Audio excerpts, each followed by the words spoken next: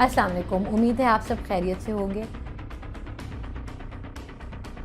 दोस्तों मुझे कुछ ईमेल्स रिसीव हुई जिसमें लोगों ने मुझसे रिक्वेस्ट की थी कि आप कम्युनिकेशन स्किल्स के ऊपर कोई वीडियो बनाएं। कम्युनिकेशन एक बहुत वास्ट टॉपिक है, ये एक वीडियो में कवर नहीं हो सकता, तो मैंने सोचा कि एक सीरीज़ शुरू की जाए कम्युनिकेशन स्किल्स के ऊपर, जिसमें मैं 7-8 वीडियोस बनाऊंगी और उसमें डिफरेंट टॉपिक्स को कवर करूंगी। वाई कम्युनिकेशन इज़ इम्पॉर्टेंट, उसके एलिमेंट्स क्या होते हैं, मोड ऑफ़ कम्युनिकेशन क्या होते हैं, what are the different models of communication, कौन सी स्किल्स होती हैं जो कि हमें पर्सनल प्रोफेशनल लेवल पे एक अच्छा कम्युनिकेटर बना सकती हैं। और 7-8 वीडियो बनाने का रीज़न यही है ताकि आप लोगों का इंटरेस्ट इंटैक्ट रहे और हर कोई अपने इंटरेस्ट के हिसाब से वीडियो को चूज़ कर सके। एवरी फ्राइडे जैसे मैं लगाती हूँ वीडियोस वैसे ही लगाऊंगी and we will learn together. Thank you and stay tuned. अस्सलाम वालेकुम, उम्मीद है आप सब खैरियत से होंगे। दोस्तों कम्युनिकेशन सीरीज़ की पहली वीडियो के साथ हाजिर हूँ, जिसमें हम ये डिस्कस करेंगे कि कम्युनिकेशन को सीखना क्यों ज़रूरी होता है and the elements of communication. Imagine a day where you are free to do anything you want, to go anywhere you want.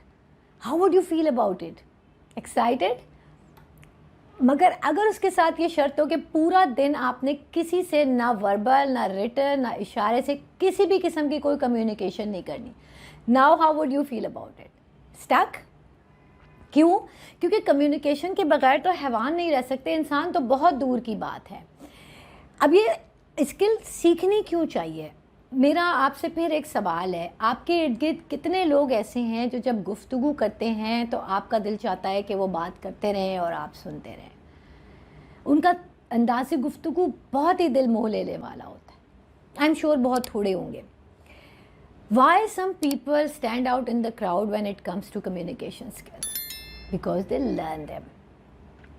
ऊपर से कहीं से आती नहीं है ये ना, खुदादाद सलाहियत जो है, याद रखें, वो हमारी क़ुव्वत गोयाई है, हमारे बात करने की सलाहियत है, लेकिन हम उसको कैसे इम्प्रूव कर सकते हैं या और बुरा बना सकते हैं ये इंसान के ऊपर डिपेंड करता है टोटली।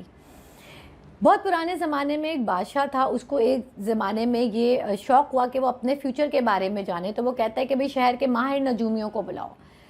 अब कहते हैं 2 नजूमी बहुत माहिर हैं, चलो भाई बुलाओ उनको। पहला नजूमी आता है तो वो कहता है कि भाई मेरा हाथ देख के बताओ मेरे मुस्तकबिल में क्या है। तो नजूमी कहता है कि आपके मुस्तकबिल में कुछ बहुत ज़्यादा नहीं है, क्योंकि बदकिस्मती से आपकी उम्र की लकीर बहुत ही मुख्तसर है, आपके पास बहुत ज़्यादा टाइम नहीं है। बादशाह को बहुत गुस्सा आता है, बादशाह कहते हैं इसको कैद खाने में डाल दो। दूसरे नजूमे को बुलाया जाता है, वो कहता है चलो भाई मेरा हाथ देखो, बताओ क्या है, कोई अच्छी खबर भी है या नहीं? नजूमी कहता है जी सारी खबरें अच्छी हैं। अच्छा कौन सी? कहते पहली बात तो ये है कि आप अपने घर के किसी भी शख्स का कोई दुख नहीं देखेंगे, आपका कोई फैमिली मेम्बर आपके सामने दुनिया से नहीं जाएगा। कहता है और कहता है कभी इस बात की नौबत नहीं आएगी कि आपकी राय आपके ख़िलाफ़ हो, और कभी इस बात की नौबत नहीं आएगी कि आपको तख्त से हटाया जाए। अच्छा, और उम्र के बारे में क्या है? कहते हैं उम्र में तो खुशियाँ ही खुशियाँ और कामयाबियाँ ही कामयाबियाँ हैं। कैसे?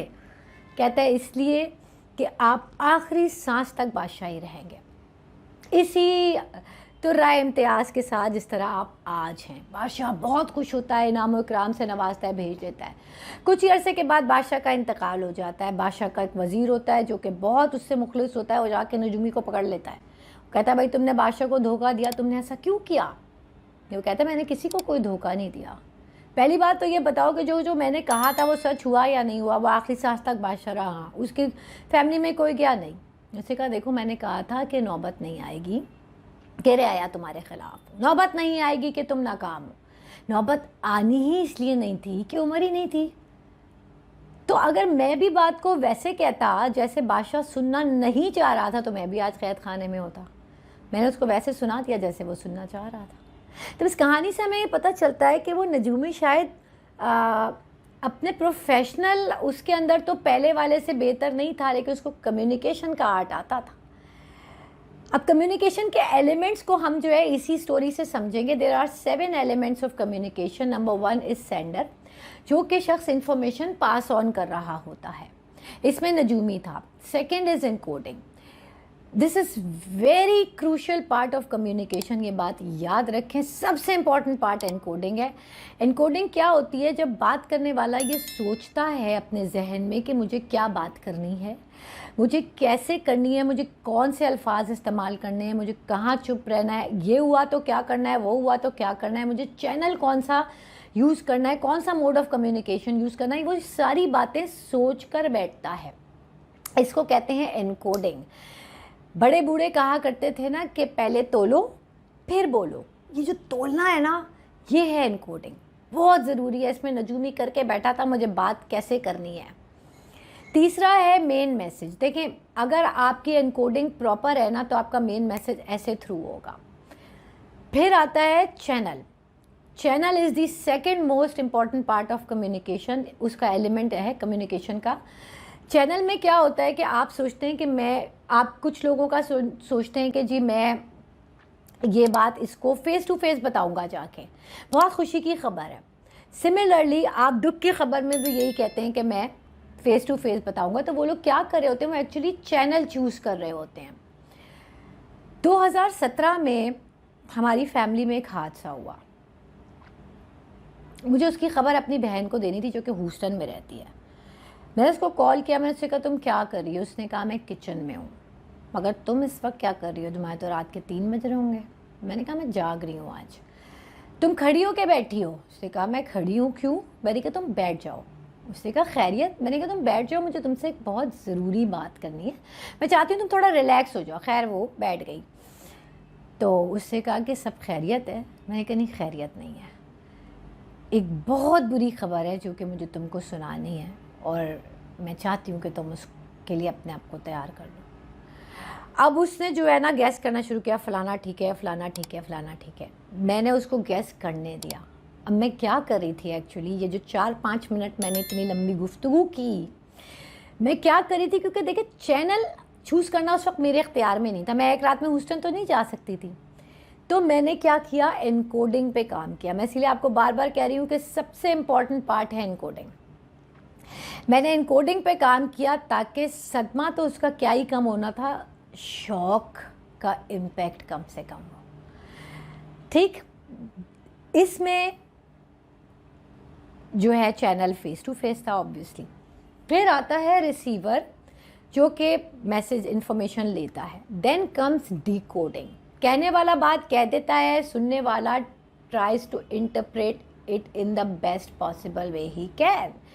अब इसमें सुनने वाले की इमोशनल इंटेलिजेंस, उसकी अक्ल, उसका बैकग्राउंड, ये सब बहुत काउंट करता है। बात करने वाले से उसका ट्रस्ट लेवल कितना है, ये सब काउंट करता है। अब decoding is the third most important element of communication. क्यों? क्योंकि कुछ मैसेजेस ऐसे हैं जो इतने सिंपल हैं, उसमें डिकोडिंग की कोई गुंजाइश ही नहीं है। फ़र्ज़ करें मैं आपको कहूँ ईद का चाँद नज़र आ गया, आप कहेंगे बहुत मुबारक हो, इस पर कोई डिकोडिंग की ज़रूरत नहीं है। लेकिन अगर मैं आपको कहूँ कि हालात ख़राब हैं, थोड़ा ध्यान रखना, तो आपका पूछना बनता है कि आप किस हालात को रेफ़र कर रही हैं। मेरे हालात ख़राब हैं, आपके ख़राब हैं, मुल्क के ख़राब हैं। मुल्क के ख़राब हैं तो अमन व अमान के ख़राब हैं, माशी ख़राब हैं। आप किसको रेफ़र करिए ताकि मैं उस हिसाब से एहतियात करूँ। समझ रहे हैं आप बात? तो डिकोडिंग जो है ना, वो उसमें क्लैरिफिकेशन बहुत ज़रूरी है। याद रखें, इसमें बादशाह ने डिकोडिंग प्रॉपर नहीं की। अगर वो कम्युनिकेशन लेवल में नजूमी से ज़्यादा होता तो उससे पूछता कि भाई नौबत ना आएगी से आपकी क्या मुराद है। लेकिन उसे सवाल नहीं किया क्योंकि उसने वही सुना जो वो सुनना चाहता था कि सब कुछ अच्छा अच्छा है। सही, तो डिकोडिंग बहुत ज़रूरी है। Then comes final step, that is feedback. याद रखें ये चौथा और बहुत इम्पॉर्टेंट नियर टू डिकोडिंग है, जिसमें आप उस लूप को कंप्लीट करते हैं। आप पहले एलिमेंट के पास वापस जाते हैं और उससे पूछते हैं कि ये जो सब बात हुई है ये ऐसे ही हुई है। और ये मोस्ट निगलेक्टेड पार्ट है, हमें मानना चाहिए हमारी कम्युनिकेशन में, चाहे वो पर्सनल और प्रोफेशनल हो। आपको अप्रिशिएट करेंगे कि कुछ लोग आपके इर्द गिर्द ऐसे होते हैं जिनसे आप एक डिटेल गुफ्तगू करें, कोई सेशन हो, वो आपकी पूरी बात तवज्जो से सुनेंगे, उसके बाद कहेंगे कि अच्छा आपने मुझे, अगर मैं सही समझाऊँ तो आपने मुझे 3 पॉइंट्स बताना चाहें, नंबर 1 ये, 2 ये, 3 ये, did I hear you right? तो आप कहते हैं हाँ। अगर कोई ज़रा सी भी ऊंच नीच होती है आप उसकी तस्हीह कर दें। वो कौन लोग होते हैं? They are the master communicators. Feedback loop को वापस कंप्लीट करते हैं सेंडर के पास जाके, ताकि कोई लूप होल ना रहे। ये बहुत ज़रूरी है, हम इसको मिस करते हैं, जिसकी वजह से गलत फहमियाँ जन्म लेती हैं। वो एक बड़ा अच्छा शेर है ना कि वो एक बात सारे फसाने में जिसका ज़िक्र ना था, वो एक बात सारे फसाने में जिसका ज़िक्र ना था, वो बात उनको बहुत नागवार गुजरी है। अक्सर ऐसा होता है ना, आपके मैंने तो कहा ही नहीं, कहाँ से पहुँच गई। फीडबैक लूप को कंप्लीट करें। याद रखें, हमेशा डायरेक्ट कम्युनिकेशन हो तब भी और इनडायरेक्ट हो तो बहुत ज़रूरी है। मुझे सुनने का बहुत शुक्रिया। आज के लिए इतना ही काफ़ी है। 7 एलिमेंट्स में याद रखें, encoding is the most crucial, then comes channel, then decoding and feedback. अगले फ्राइडे को मिलेंगे इंशाल्लाह ताला with one of the 2 widely accepted models of communication के साथ। तब तक के लिए अल्लाह हाफिज़। दोस्तों, कम्युनिकेशन सीरीज़ की दूसरी वीडियो के साथ हाजिर हूँ, जिसमें मैं आपसे शेयर करूँगी one of the 2 most widely accepted models of communication. Albert Mehrabian is a big name in psychology. उन्होंने वर्बल और नॉन वर्बल कम्युनिकेशन को स्टडी किया और उसके बाद एक मॉडल पेश किया। That model suggest that our communication is much more than just words. According to this model हमारी कम्युनिकेशन को 3 पार्ट्स में डिवाइड किया जा सकता है। Words, our tone of voice, volume, pitch and body language. अब ये 3 चीज़ें हमारी कम्युनिकेशन में कितना वेटेज रखती हैं? According to Mehrabian model of communication, the heaviest weightage is of body language. Body language की जो वेटेज है हमारी कम्युनिकेशन में, दैट इज़ 55%। उसके बाद आती है हमारी टोन, वॉल्यूम, पिच, यानी हम जिस तरह से बात करते हैं, जिस अंदाज में गुफ्तगू करते हैं, that is 38%। And rest is 7% जो कि हमारे एक्चुअल अल्फाज हैं जो हम अपने मुंह से निकालते हैं। सरप्राइजिंगली इंटरेस्टिंग, मेरे लिए भी बहुत इंटरेस्टिंग था जब मुझे ये पता चला था। अब देखें, इसको समझते हैं कि ऐसा कैसे हो सकता है। एक एग्ज़ाम्पल है कि अगर आप मुझसे मेरे रूबरू खड़ी हैं और आप मुझे एक ऐसी इन्फॉर्मेशन देती हैं जो कि मेरे लिए सरप्राइजिंग है, तो मैं आपसे कहूँगी कि क्या बात कर रही हैं? आप कहेंगी बिल्कुल सही बात कर रही हूँ। तो फिर मैं आपको कहूँगी कि आई डोंट बिलीव यू। आप कहेंगी नहीं भाई, मेरी सोर्स ऑफ इंफॉर्मेशन बड़ी पक्की है, ये बात ऐसे ही हुई है, बात ख़त्म हो जाएगी, नो ऑफेंस।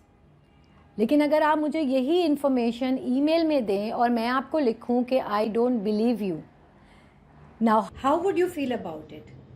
ऑफेंडेड? गुस्सा आएगा आपको। क्यों गुस्सा आएगा? अल्फाज तो एग्जैक्टली वही हैं, आई डोंट बिलीव यू। आपको गुस्सा इसलिए आएगा कि जब आप ईमेल मेरी पढ़ेंगी तो उस वक्त आप ना मेरी बॉडी लैंग्वेज देख रही होंगी, ना आपको मेरी टोन समझ में आ रही होगी। आप सिर्फ मेरे वर्ड से, जो कि एक्चुअली 7% ऑफ कम्युनिकेशन है, उससे आप मेरे मतलब को जज करने की कोशिश कर रही होंगी, जो कि एक रॉन्ग इम्प्रेशन जाएगा। आपको ऐसा लगेगा कि मैं आपको झूठा साबित करने की कोशिश कर रही हूँ। इसी वजह से कहते हैं कि जब रिटन कम्युनिकेशन आप करें तो आपको बहुत सोच समझ के अल्फाज का इंतखाब करना होता है। अगर आपको कोई मजाक भी करना है तो आप उसमें स्माइली फेस बनाएंगे या आप उसको लिखेंगे कि ऑन अ लाइटर नोट। तो अब हम इस मॉडल को समझते हैं अकॉर्डिंग टू द वेटेज। देखिए, 55% जो है वो हमारी बॉडी लैंग्वेज है। तो उसके लिए हमें कौन सी टिप्स को फॉलो करना चाहिए जिससे हमारी बॉडी लैंग्वेज बहुत पॉजिटिव हो और जो कि हमें कम्युनिकेशन में हेल्प करे। टिप नंबर 1, आप जिससे भी बात कर रहे हो उसकी आंखों में आंखें डालकर बात करें। Make sure you have eye contact with him और हर। याद रखें, आंखों में आंखें डालकर बात करना अखलाक से गिरी हुई हरकत नहीं है। अगर आप किसी से कम्युनिकेशन नहीं कर रहे हैं और उस वक्त आप ऐसा करें तो ये गैर अखलाकी हरकत है। While communicating with someone, it is absolutely justified and necessary. Tip number 2, जिससे भी आप बात कर रहे हैं कोशिश करें कि आप उसके लेवल पर आकर बात करें। अगर वो बैठा हुआ है तो आप भी बैठकर बात करें, अगर वो खड़ा हुआ है तो आप भी खड़े होकर बात करें। ऐसा करने से क्या होता है कि सामने वाले के दिमाग को ये मैसेज जाता है कि आप मेंटली भी उसके लेवल पर हैं और उसका दिमाग आपकी गुफ्तगू के लिए ज़्यादा रिसेप्टिव होता है। Tip number 3 is for you. अगर आप प्रेजेंटेशन दे रहे हैं और आपको खड़ा होना है और बाकी सब लोग बैठे हुए हैं, आपके पास कोई चॉइस नहीं है, इस सूरत में you need to maintain a decent distance from people who are sitting and listening to you. बात करने के दौरान make sure you never lean on table, क्योंकि जब आप ऐसा करते हैं, आप खड़े हैं और बाकी लोग बैठे हैं और आप टेबल पे लीन करते हैं, तो बैठे हुए लोगों को ये मैसेज जाता है कि आप उन पर अपना पॉइंट ऑफ व्यू मुसल्लत करने की कोशिश कर रहे हैं, जिसकी वजह से वो आपके मैसेज के लिए रिसेप्टिव नहीं होते।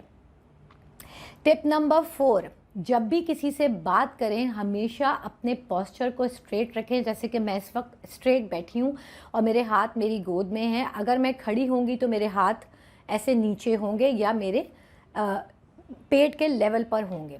ऐसा क्यों करना चाहिए कि अगर आप गुफ्तगू के दौरान आपके शोल्डर्स बहुत ज़्यादा उठे हुए हैं, आपकी गर्दन उठी हुई है, तो सामने वाले को ये मैसेज जाता है कि आप ख़ुद को उससे बरतर महसूस करते हैं। अगेन वो आपकी बात के लिए रिसेप्टिव नहीं होगा। अगर आपके कंधे बहुत ज़्यादा झुके हुए हैं, आप बहुत ज़्यादा आजिज़ लैंग्वेज से खड़े हुए हैं, तो सामने वाले को ये मैसेज आएगा कि वो गुफ्तगू में आप पर हावी हो सकता है और वो आपको दबा सकता है। याद रखें, एडल्ट टू एडल्ट कम्युनिकेशन का पहला उसूल है कि लेवल पर आकर बात करनी है। तो मेक श्योर कि आपका पोस्चर बिल्कुल स्ट्रेट हो। टिप नंबर 5, अगर आप लिसनिंग एंड पर हैं, again make sure you have an eye contact with that person. अपने चेहरे के नीचे हाथ रखें, थोड़ा सा लीन इन करें उस शख्स की तरफ जो आपसे बात कर रहा है। उसके बात करने के दौरान मोबाइल फ़ोन चेक करना, हाथों से खेलना, पैर हिलाना, याद रखें ये इस चीज़ की अलामत है कि आप उस शख्स की बात में इंटरेस्टेड नहीं हैं। और टिप नंबर 6, अगर आप बात कर रहे हैं और सामने वाला आपके साथ ऐसी हरकतें कर रहा है तो try to wrap up your conversation as soon as possible, क्योंकि ये इस बात की अलामत है कि वो बंदा आपकी बात में बिल्कुल भी इंटरेस्टेड नहीं है। टिप नंबर 7, अगर आप प्रेजेंटेशन दे रहे हैं और बहुत सारे लोग हैं, एक शख्स कुछ ऐसी ही हरकत कर रहा है तो आप उसको इग्नोर करें, उसका कोई पर्सनल इशू भी हो सकता है। लेकिन अगर 2, 3, 4 लोग इसी किस्म की हरकतें कर रहे हैं, कोई इधर उधर देख रहा है, कोई फ़ोन में लगा हुआ है, तो ये आपके लिए बहुत बड़ा इशारा है कि आपकी प्रेजेंटेशन या आपका मटेरियल बहुत बोरिंग हो रहा है।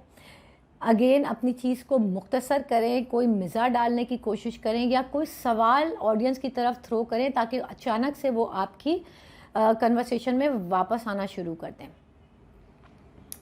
ठीक है, तो ये जो है ये कुछ टिप्स मैंने आपको दी हैं जो कि पॉजिटिव बॉडी लैंग्वेज की हैं, जो कि हमारी कम्युनिकेशन में हमें हेल्प कर सकती हैं। याद रखें कि बॉडी लैंग्वेज जो है ये बहुत ही वास्ट सब्जेक्ट है, इसके लिए एक वीडियो बनाना काफ़ी नहीं है। अगर आप इंटरेस्टेड हैं तो मुझे कमेंट सेक्शन में ज़रूर बताएं, मैं इस पर 2-3 वीडियोस और बनाऊंगी, specially body languages at work places, जो कि आपको आपके काम में बहुत ज़्यादा हेल्प करेगा। 55% बॉडी लैंग्वेज है जिस पे हमने कुछ टिप्स शेयर किए हैं। Then comes 38% of the body of the communication which is our tone of voice. हम किस तरह बात करते हैं, कितनी आवाज़ में बात करते हैं, क्या लहजा होता है। देखिए, जब हम न्यूरो लिंग्विस्टिक प्रोग्रामिंग पढ़ रहे थे तो हमने एक बड़ा इंटरेस्टिंग फैक्ट पढ़ा। ये बात तो हमें सबको पता है ना कि हमारा दिमाग भी एक मसल है।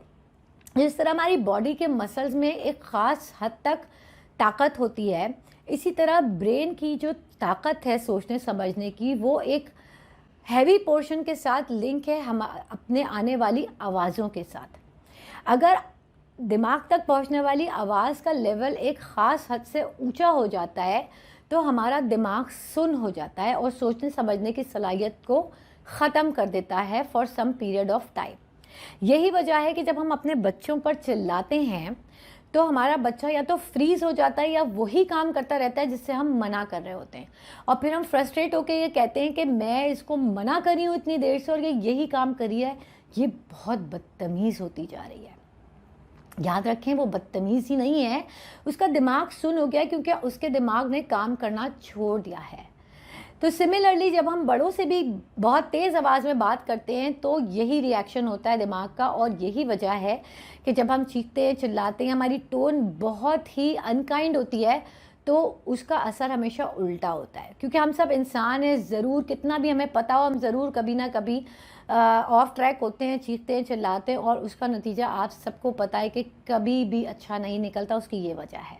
तो याद रखें, अपनी टोन को हमेशा पॉजिटिव रखें, फर्म येट हम्बल, क्योंकि ये 38% जो है इसका वेटेज है हमारी कम्युनिकेशन में। जितनी बेहतर टोन होगी उतनी ज़्यादा रिसेप्टिव होगा अगला बंदा आपकी बात सुनने के लिए। Then comes last but not the least words, that is 7% of our communication. गुफ्तगू करते हुए हमेशा सादे और साफ़ सुथरे अल्फाज का इस्तेमाल करें। न्यूरो साइंस इस बात को प्रूव करती है कि जो लोग शाइस्ता गुफ्तगू करते हैं, लोग उनकी तरफ ज़्यादा अट्रैक्ट होते हैं, more than they attract towards beautiful people. तो याद रखें, अपने अल्फाज को साफ़ सुथरे अल्फाज हमेशा चूज़ करें। हमारे एक फ़ैशन बनता जा रहा है स्लैंग लैंग्वेज यूज़ करना, especially when we speak English. याद रखें, slang is a slang, be it in any language, and that must be avoided at all costs. मैं प्रोफेसर आरफा सैयदा ज़हरा का एक क्लिप सुन रही थी। उन्होंने कहा कि गुफ्तगू करने के शौक़ में जो चीज़ सबसे पहले और सबसे ज़्यादा तेज़ी से तबाह होती है वो हमारी ज़बान है। याद रखें, जब भी गुफ्तगू करें ऐसे अल्फाज का चुनाव करें ताकि सामने वाले को ये एहसास हो कि वो एक इज़्ज़तदार शख्स है और एक महज़्ज़ब शख्स उससे मुखातिब है। तो ये कुछ टिप्स थी आपके लिए, मेरे लिए, जो कि हमें हमेशा काम आएंगी अपनी कम्युनिकेशन में। और उम्मीद रखती हूँ कि आज से हम लोग सब इन 3 नंबर्स को याद रखेंगे, 55, 38 एंड 7। इस मॉडल को अप्लाई ज़रूर कीजिएगा और मुझे ज़रूर बताइएगा कि how did it work for you. Next Friday को मिलेंगे second most widely accepted model of communication के साथ। तब तक के लिए अल्लाह हाफ़िज़। तो कम्युनिकेशन सीरीज़ की तीसरी वीडियो के साथ हाजिर हूँ, जिसमें मैं आपसे शेयर करूँगी one of the most widely accepted models of communication. Last week हमने पढ़ा था Albert Mehrabian model of communication. This week है एरिस्टोटल मॉडल। एरिस्टोटल एक यूनानी फ़िलोसोफर था जिसको हम उर्दू में अरस्तू के नाम से जानते हैं। उसने एक मॉडल पेश किया और उसने कहा कि बातचीत की जितनी भी पावर होती है ना, ये स्पीकर के पास होती है। ऑडियंस इज़ ऑलवेज पैसिव, और इस ताकत को बात करने वाला कैसे इस्तेमाल कर सकता है ये उसके ऊपर है, और उसके लिए उसने 3 हिंट्स हमें दिए हैं। ये मॉडल कहता है कि ये 3 चीज़ें अगर आप कर लें तो आपकी बात बहुत पुरअसर हो जाएगी। Athos, logos and pathos. अब ये नाम आपको इसलिए अजीब से लग रहे होंगे क्योंकि ये यूनानी ज़बान के अल्फाज हैं।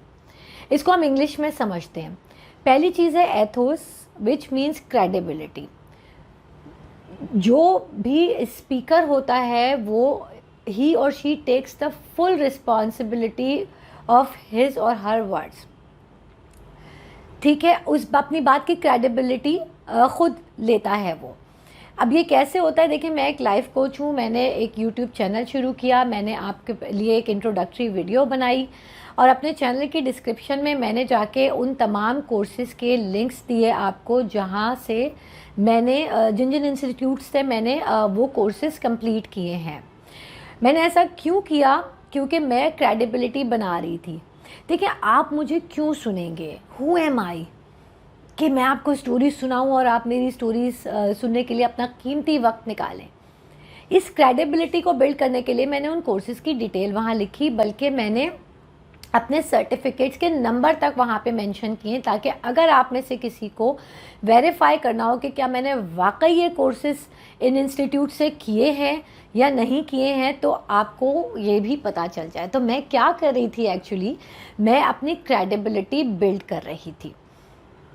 अब बहुत सारे लोग ऐसे होते हैं जो कि आपको कभी कोई इन्फॉर्मेशन देते हैं, उसके थोड़े दिन के बाद वो आपसे रब्ता करते हैं और कहते हैं कि नहीं, मेरी जो इन्फॉर्मेशन मैंने आपको दी थी वो सही नहीं थी, सही इन्फॉर्मेशन ये है। वो क्या कर रहे होते हैं, अगेन वो क्रेडिबिलिटी बिल्ड कर रहे होते हैं। याद रखें, अपनी गलती को तस्लीम करने से और उसको करेक्ट करने से आपका जो है वो इज़्ज़त कम नहीं होती बल्कि बढ़ती है। So that is credibility. Then comes logos which means logic.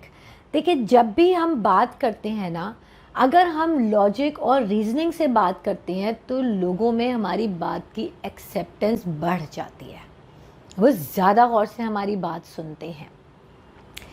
बहुत अरसा पहले मुझे एक हायर अथॉरिटी ने कहा कि नाज़िया, लोग आपको देखकर डर जाते हैं, आप इसके लिए क्या करेंगी? तो मैंने उनसे कहा कि वो कौन लोग हैं? उन्होंने कहा आप इसको छोड़ें, आप ये बताएं कि आप इसके लिए क्या करेंगी। तो मैंने कहा उन्होंने आपके साथ कोई इंस्टेंस शेयर किया होगा, कोई वजह बताई होगी, वो क्यों मुझे देख के डर जाते हैं। उसने कहा कि नहीं, वजह नहीं है, लेकिन काफ़ी ज़्यादा लोगों ने मुझसे ये कंप्लेन की है कि हम नाज़िया को देख के डर जाते हैं, तो आप बताएं इसके लिए आप क्या करेंगी। तो मैंने कहा कि मैं उनके लिए दुआ करूँगी कि वो मुझे देख के ना डरा करें। उसने कहा कि नहीं, दुआ के अलावा आप क्या करेंगी। तो मैंने कहा कि मैं अपने मुंह की प्लास्टिक सर्जरी करा लेती हूँ, कोई ऐसे कैरेक्टर की जिसको देखते ही लोग हंसने लगें। तो उसने कहा कि नाज़िया, मैं आपसे बहुत सीरियस बात कर रहा हूँ और आप इसे मजाक में उड़ा रही हैं। तो मैंने उससे कहा कि नहीं, मैं भी आपसे बहुत सीरियस बात कर रही हूँ और मैं जो बात आपको बताना चाह रही हूँ वो ये है कि आप मुझे बता रहे हैं कि लोग मुझे देख के डर जाते हैं और आप मुझे उसकी कोई वजह नहीं बता रहे, कोई वाक़या नहीं बता रहे जिससे मैं रिलेट कर सकूं कि वो ऐसा क्यों करते हैं, और आप मुझसे एक्सपेक्ट कर रहे हैं कि मैं उस वजह को दूर कर लूं जो आप मुझे बता ही नहीं रहे। तो मैं ऐसा कैसे कर सकती हूँ? मेरे तो हाथ बंधे हुए हैं ना। जब तक मुझे पता नहीं चलेगा कि प्रॉब्लम कहाँ है तो मैं इसको ठीक नहीं कर सकती। I am sorry. फिर कुछ अरसे के बाद मेरा एक कुलीग आया, उसने कहा कि नाज़िया, जब आप प्रेजेंटेशन देती हैं ना तो आप एक स्लाइड के बाद दूसरी स्लाइड गुजारती चली जाती हैं, आप वक्फा नहीं लेती। अगर हमें कोई क्वेश्चन पूछना हो तो हम नहीं पूछ सकते और ऐसा लगता है जैसे एक मोनोलॉग चल रहा है। तो मैंने कहा हाँ, तुम सही कह रहे हो, मैं आइंदा ख्याल रखूँगी। और उसके बाद से मैं फिर हर स्लाइड के बाद थोड़ा पॉज लेती हूँ और अगर 2-3 स्लाइड्स तक कोई क्वेश्चन नहीं आता तो मैं पूछ लेती हूँ कि do you have any comments और क्वेश्चन। अब क्या फ़र्क है इन दोनों एग्जाम्पल में? मैं तो वैसे ही हूँ ना। एक के लिए मैं मेरा दिमाग क्लोज हो गया और अगले को मैंने फ़ौरन कहा कि हाँ बिल्कुल ठीक बात है। फ़र्क यही है कि अगले ने एग्जाम्पल के साथ मुझे फ़ीडबैक दिया कि भाई ये प्रॉब्लम है, वजह बताई ना उसने। अब वो फील जो भी करता है वो उसने मुझे नहीं बताया, वजह बताई, उस पर मैंने काम कर लिया। तो रीजनिंग के साथ बात करें ताकि लोग आपकी बात को तवज्जो से सुने और उसको वैल्यू करें। Then comes pathos. पैथोस क्या है? Emotional bonding, emotional connectivity.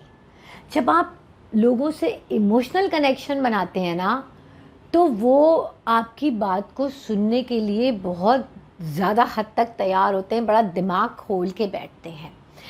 इसकी एक एग्जांपल लेते हैं। एक सियासतदान होता है, वो एक इलाके में जाता है, उसको वहाँ से वोट चाहिए होते हैं, उसके एजेंडा में 2-3 पॉइंट्स होते हैं। अब वो जाता है और जहाँ वो देखता है कि वहाँ गंदगी बहुत है, अब जब वो डाइस पे जाता है ना तो वो लोगों से कहता है कि मैं आया था, मेरे एजेंडा में था तालीम और विमेन एम्पावरमेंट, लेकिन जब मैं यहाँ आया तो मैंने देखा कि यहाँ पे गंदगी बहुत है और मैंने इनसे कहा कि मुझे पानी दे दें, तो उन्होंने मुझे बॉटल्ड वाटर दिया। तो मैंने इनसे कहा कि वो पानी जो ये सब पी रहे हैं वो, तो उन्होंने कहा सर आप वो पानी नहीं पी सकते। तो मैंने बैक स्टेज इनसे कहा कि जब मैं इन लोगों के जैसा पानी नहीं पी सकता तो मुझे तो इनसे वोट मांगने का कोई हक ही नहीं है।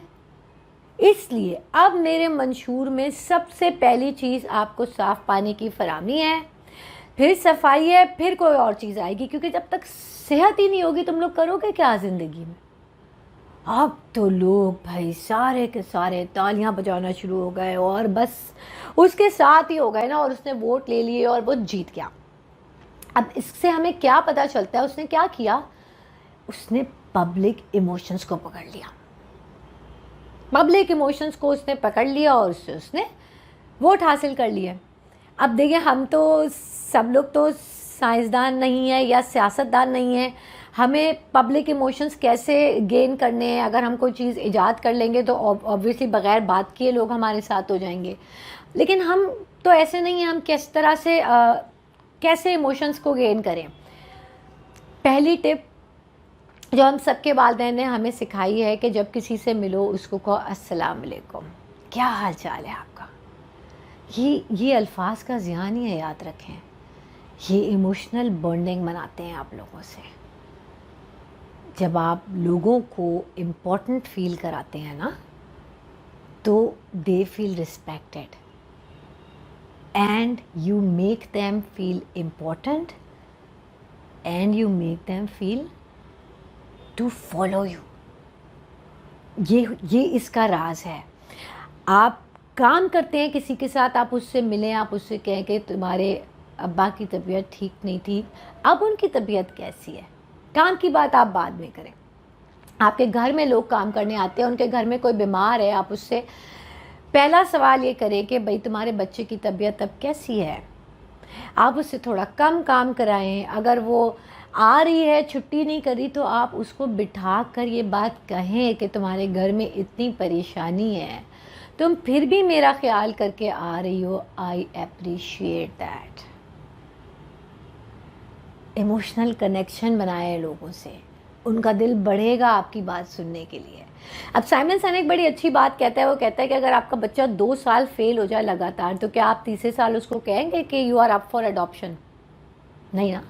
तो इसी तरह जब आपका कोई एम्प्लॉई या आपके साथ काम करने वाले की परफॉर्मेंस ठीक ना हो, तो उसको भी बैठ के पूछ लिया करें उसके साथ कि भाई तुम्हारी परफॉर्मेंस ठीक नहीं चल रही, is everything all right, is there anything I can help you with.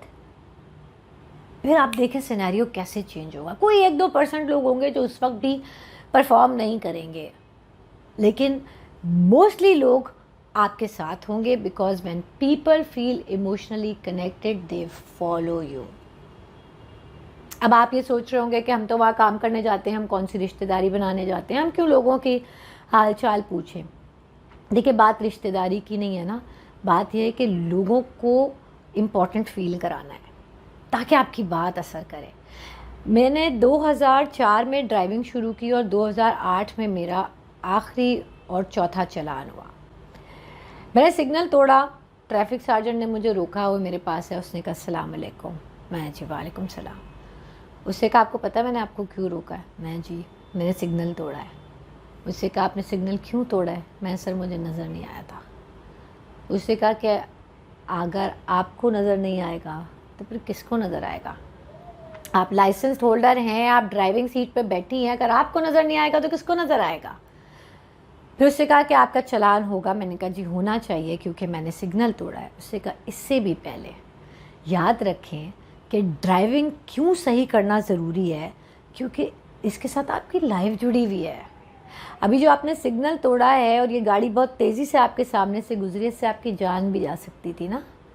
और कोई ना कोई आपकी ज़िंदगी में ऐसा ज़रूर होगा जिसके लिए आपकी लाइफ मैटर करती है। लोग आपका घर पे इंतज़ार कर रहे हैं, ये सोचकर ड्राइविंग किया करें। एंड देन ही सेड कि आप कहाँ रहती हैं? मैं जहाँ रहती थी मैंने उसको बता दिया। उसने कहा कि मेरी कोशिश होगी कि मैं आपका लाइसेंस उसी जगह के करीबी ट्रैफिक सेक्शन में भेजूँ ताकि आपको लाइसेंस कलेक्ट करने में ज़्यादा दुश्वारी का सामना ना हो।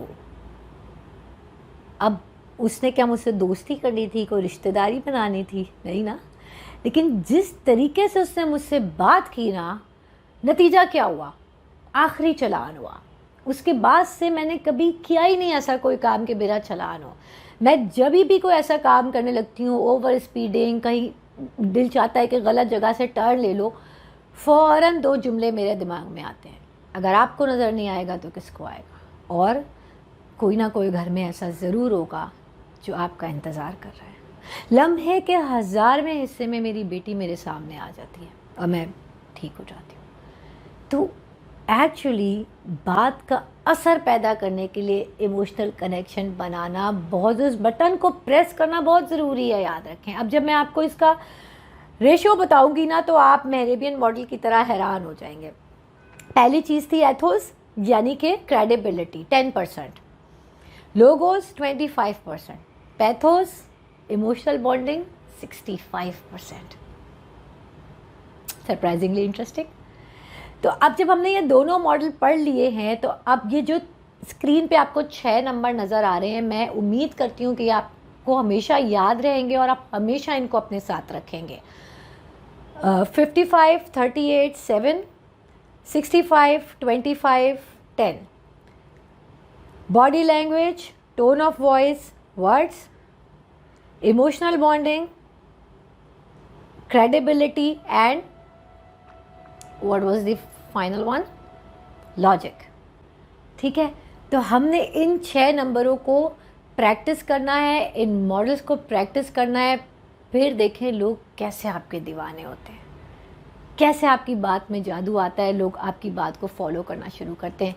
मुझे सुनने का बहुत शुक्रिया। अगले हफ्ते हम फिर मिलेंगे इम्पॉर्टेंट कंपोनेंट्स ऑफ कम्युनिकेशन के साथ। तब तक के लिए अल्लाह हाफिज़। दोस्तों, मैं आज कम्युनिकेशन की वीडियो के साथ हाजिर हूँ जिसमें हम 7 C's ऑफ कम्युनिकेशन को डिस्कस करेंगे। मगर उससे पहले मैं आपसे पेशगी माजरत चाहती हूँ अगर आपको पीछे से एक एनॉइंग किस्म की पानी गिरने की आवाज़ आ रही हो, क्योंकि मैं पिछले 4 घंटे से वेट कर रही हूँ कि बारिश रुक जाए तो मैं वीडियो बनाऊँ, लेकिन बारिश आज थमने का नाम नहीं ले रही। So bear with me please. So what are the 7 C's of communication? This is basically a checklist which ensures that our communication is effective. We communicate on daily basis on personal and professional level both. And if we check our communication or conversation around these 7 C's, then no one can stop us from becoming a master communicator. How? पहला जो C है वो है clear. You need to be very clear about the goal and purpose of your communication. आप जो भी बात कर रहे हैं, आप उसके जरिए क्या हासिल करना चाहते हैं, आपका मकसद क्या है, ये आपके जहन में बिल्कुल क्लियर होना चाहिए। Then correct. इंफॉर्मेशन जो भी पास ऑन करे वो करेक्ट होनी चाहिए। फॉर एग्जाम्पल, मैं आपको अक्सर कोट्स सुनाती हूँ जो कि मुझे ढेर से हैं या मैंने जहां भी पढ़े हैं वो बड़ी मेरे लिए काबिल एतबार सोर्सेज है, लेकिन मैं जब भी आपके लिए वो कोट को कोट करती हूँ तो मैं उसको पहले जाकर वेरीफाई करती हूँ, इसलिए ताकि आप तक मैं जो इन्फॉर्मेशन पहुंचाऊं वो करेक्ट हो। इसके अंदर ग्रामर की सेहत भी आती है। जो भी जबान आप इस्तेमाल करें अपनी कम्युनिकेशन में, वो उसकी ग्रामेटिकल मिस्टेक्स नहीं होनी चाहिए बिल्कुल भी। Then comes complete. जो भी आपका रिसीवर है, इंटेंडेड रिसीवर है या रेसिपिएंट है, मेक श्योर करे कि उसको वो सारी इंफॉर्मेशन जाए जो उसके लिए जरूरी है जानना। Then comes concrete. अब कॉन्क्रीट और करेक्ट में क्या फर्क है? बहुत छोटा सा। देखिए, इंफॉर्मेशन अगर करेक्ट है तो है, जरूरी नहीं है कि मैं आपको बताऊंगा वो एक करेक्ट है, लेकिन अगर मैं उस इंफॉर्मेशन को लिंक कर दूं किसी एग्जाम्पल के साथ, मैं आपको ये बता दूं कि मैंने ये डेटा किस सोर्स से लिया है, मैं कुछ फैक्ट्स एंड फिगर्स बता दूं और मैंने ये कहां से लिए, तो अब इंफॉर्मेशन क्या हो गई? करेक्ट भी हो गई और कॉन्क्रीट भी हो गई ना। अब आपको पता है कि ये यहां से इसने ये इंफॉर्मेशन लिया तो ये गलत नहीं हो सकती। Then comes concise. लोगों से टू दी पॉइंट बात करें। जो लोग टू दी पॉइंट बात करते हैं, इधर उधर की बातों में वक्त जाया नहीं करते, लोग उनको ज्यादा तवज्जो से सुनते हैं। Then consider. अपने सामने वाले की, अपने ऑडियंस की सिचुएशन को मद्देनजर रखते हुए बात करें। उसका स्किल लेवल क्या है, उसका इमोशनल स्टेट क्या है, उसका एजुकेशन लेवल क्या है, ये सब चीजें आपको पता होनी चाहिए। इसको कहते हैं कंसिडर करना। And then comes courteous. आपकी बात प्रोफेशनल हो, आपकी बात ओपन हो, स्ट्रेट फॉरवर्ड हो, हम्बल हो, फ्रेंडली हो। तो ये है 7 C's ऑफ कम्युनिकेशन। अब हम इसको जल्दी से एक एग्जाम्पल से समझते हैं। आप मेरी बॉस है, मैंने आके अपना सिस्टम खोला, मुझे एक ईमेल इनवाइट आया हुआ है आपकी तरफ से और आपने कहा, hi Nazia, I would like to see you tomorrow around 4:30 PM to discuss an urgent topic. Please make yourself available. ये इंफॉर्मेशन क्लियर है? नहीं। मुझे पता है आप बहुत अर्जेंट चीज के बारे में मुझसे बात करना चाह रही है, मगर वो अर्जेंट चीज क्या है मुझे कुछ नहीं पता। मैं कल 4:30 बजे तक डरती रहूंगी कि पता नहीं क्या बात है क्या नहीं है, एक मखमसे में फंसी रहूंगी मैं। ठीक है, कंसाइज कुछ ज्यादा ही हो गई है, मतलब बिल्कुल ही आपने ऐसी बात कर दी जो कि इंफॉर्मेशन है ही नहीं, कंप्लीट ही नहीं है, तो ऑब्वियसली ये कंसाइज भी नहीं है। कंसिडर बिल्कुल भी नहीं है। आपने इनवाइट डालते हुए ये देखा ही नहीं कि मेरे कैलेंडर में सिर्फ वही आधा घंटा फ्री था। अब उस आधे घंटे में मुझे खाना भी खाना हो सकता है, मुझे नमाज भी पढ़नी हो सकती है, मुझे वॉशरूम भी जाना हो सकता है, मुझे वो कुछ भी करना हो सकता है, लेकिन आपने बिल्कुल कंसिडर नहीं किया मेरी सिचुएशन को, और कर्टियस भी नहीं। Please make yourself available boss. आप इसको दूसरी तरह से समझते हैं। अब मैंने सिस्टम खोला, मुझे hi Nazia, I would like to see you tomorrow around 4:30 PM to discuss an urgent topic that is related to your KPIs। Please make yourself available. थोड़ा सा क्लैरिटी लेवल में ऊपर है, मुझे पता चल गया मेरी KPIs डिस्कस हो, लेकिन मेरी तो बहुत सारी KPIs हैं, 6-7। आप कौन सी डिस्कस करना चाह रहे हैं, आप क्या बात करना चाह रहे हैं? कंसाइज भी नहीं है, कंप्लीट भी नहीं है, कर्टियस भी नहीं है, कंसीडर भी नहीं है। Third example, hi Nazia, I would like to see you tomorrow around 4:30 PM to discuss an urgent topic. I would like to discuss your KPI performance, and I would specifically talk about 2 of your KPIs. Number 1 is this, number 2 is this. I am so curious to know how would you improve upon those KPIs and how can I assist you in the whole process. While I was sending you the invite, I noticed that this is the only half an hour available in your calendar. Please let me know if it is possible for you to join the meeting, or else I am available after 4:30 PM your time or before 2 PM your time. Please let me know if we can have this meeting in any of these slots. Thank you so much. Looking forward to having a discussion around this. See the difference? Clear भी है, complete भी है, correct तो इसमें कोई ताल्लुक ही नहीं है, कंसाइज भी है, समहाउ कॉन्क्रीट भी है। बिल्कुल आपने मुझे एनकोडिंग तक का मौका दे दिया, आपने मुझे बता दिया कि आपको पता है कि मेरी 2 KPI सही नहीं चल रही हैं, और आप मुझसे ये पूछना चाह रही हैं कि मैं कैसे उस पर इम्प्रूव करूंगी। कर्टियस भी है, क्योंकि आपने मुझे ये बता दिया कि मैं पुलिस मैन की तरह नहीं आऊंगी, बल्कि मैं आपसे ये भी पूछूंगी कि मैं आपको असिस्ट कहाँ कर सकती हूँ। और फिर कंसिडर भी, आपने ये भी देखा कि मेरा टाइम फ्री नहीं है, तो आपने मुझे 2-4 ऑप्शंस भी दे दिया। तो ये जो 7 C's है ना, ये बहुत इंपॉर्टेंट है। अब आपके जहन में सवाल आएगा कि भाई इतने सारे चीज को याद कौन रखेगा। ऑनेस्टली स्पीकिंग, जब मैंने बहुत सालों पहले ये पढ़े थे तो मेरे भी जहन में ये आया था, मैं इसको भूल गई थी। लेकिन जब मैंने कम्युनिकेशन करती रही ऑब्वियसली अपने काम में, तो मैंने नोटिस किया कि जो लोग मास्टर कम्युनिकेटर्स होते हैं वो हमेशा अपनी कन्वर्सेशन, अपनी कम्युनिकेशन को इन 7 C's के अराउंड चेक करते हैं, and that's the reason they are where they are. ठीक है, इसका कोई सीक्वेंस नहीं है, आपको किसी भी सीक्वेंस में ये मिल सकता है, हो सकता है किसी सी का नाम आपको डिफरेंट मिले, लेकिन मतलब यही होगा। यही 7 C's के इर्द गिर्द हमारी कम्युनिकेशन, कन्वर्सेशन घूमती है। अब आप ये सोचेंगे ऑब्वियसली कंप्लीट है, कंसीडर है, नहीं कंप्लीट है, कर्टियस है, कॉन्क्रीट है और कंसाइज है, और सारे चीज के बारे में तो आपको क्लियर समझ में आ गया कि बहुत जरूरी है। हो सकता है कोई सोचे कि कंसीडर करना इतना जरूरी तो नहीं है, कुछ लोग सख्त भी होते हैं बाय नेचर, और अगर आप जॉब कर रहे हैं या आप किसी से नीचे हैं तो फिर आप बर्दाश्त करें। मैंने आपको पहले कहा था कि कंसीडर में ना सिर्फ इस सिचुएशन को कंसीडर करना नहीं होता, बल्कि सामने वाले का इंटेलेक्ट लेवल, उसका एजुकेशन लेवल, उसका बैकग्राउंड, ये सब कुछ भी जानना बहुत जरूरी होता है। कहते हैं ना, नो योर ऑडियंस। ये क्या होता है, इसकी मैं आपको एक एग्जांपल देती हूँ।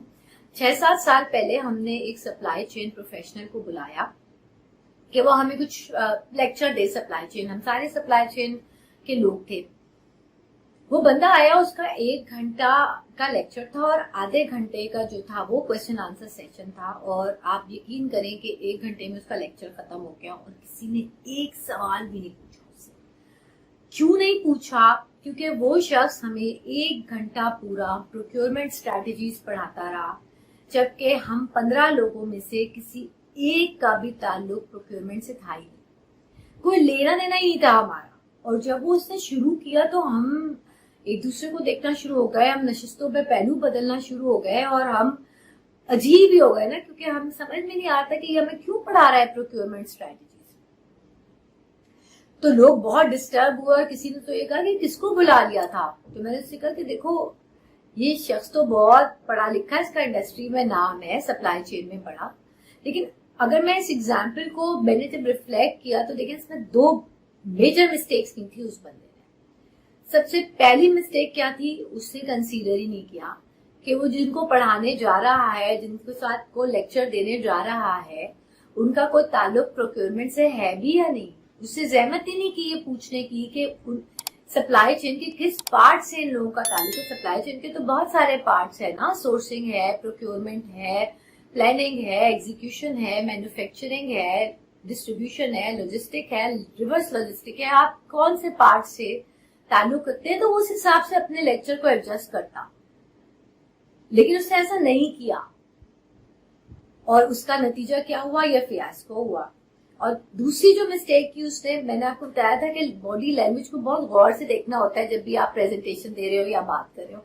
हम सब we all were shifting in our seats और हमें समझ में नहीं आ रहा था। कॉर्पोरेट लेवल पे कोई किसी को कभी ये नहीं कहता कि ये क्या पढ़ा रहे हो आप, वो सुनते रहते हैं लोग, लेकिन उसका वो अगर नोटिस कर लेता तो शायद वो इतना अपने फन में था कि वो उस टॉपिक को वापस लेके हमारी वाली सप्लाई चेन पढ़ा सकता था, लेकिन उसने इसको नोटिस ही नहीं किया।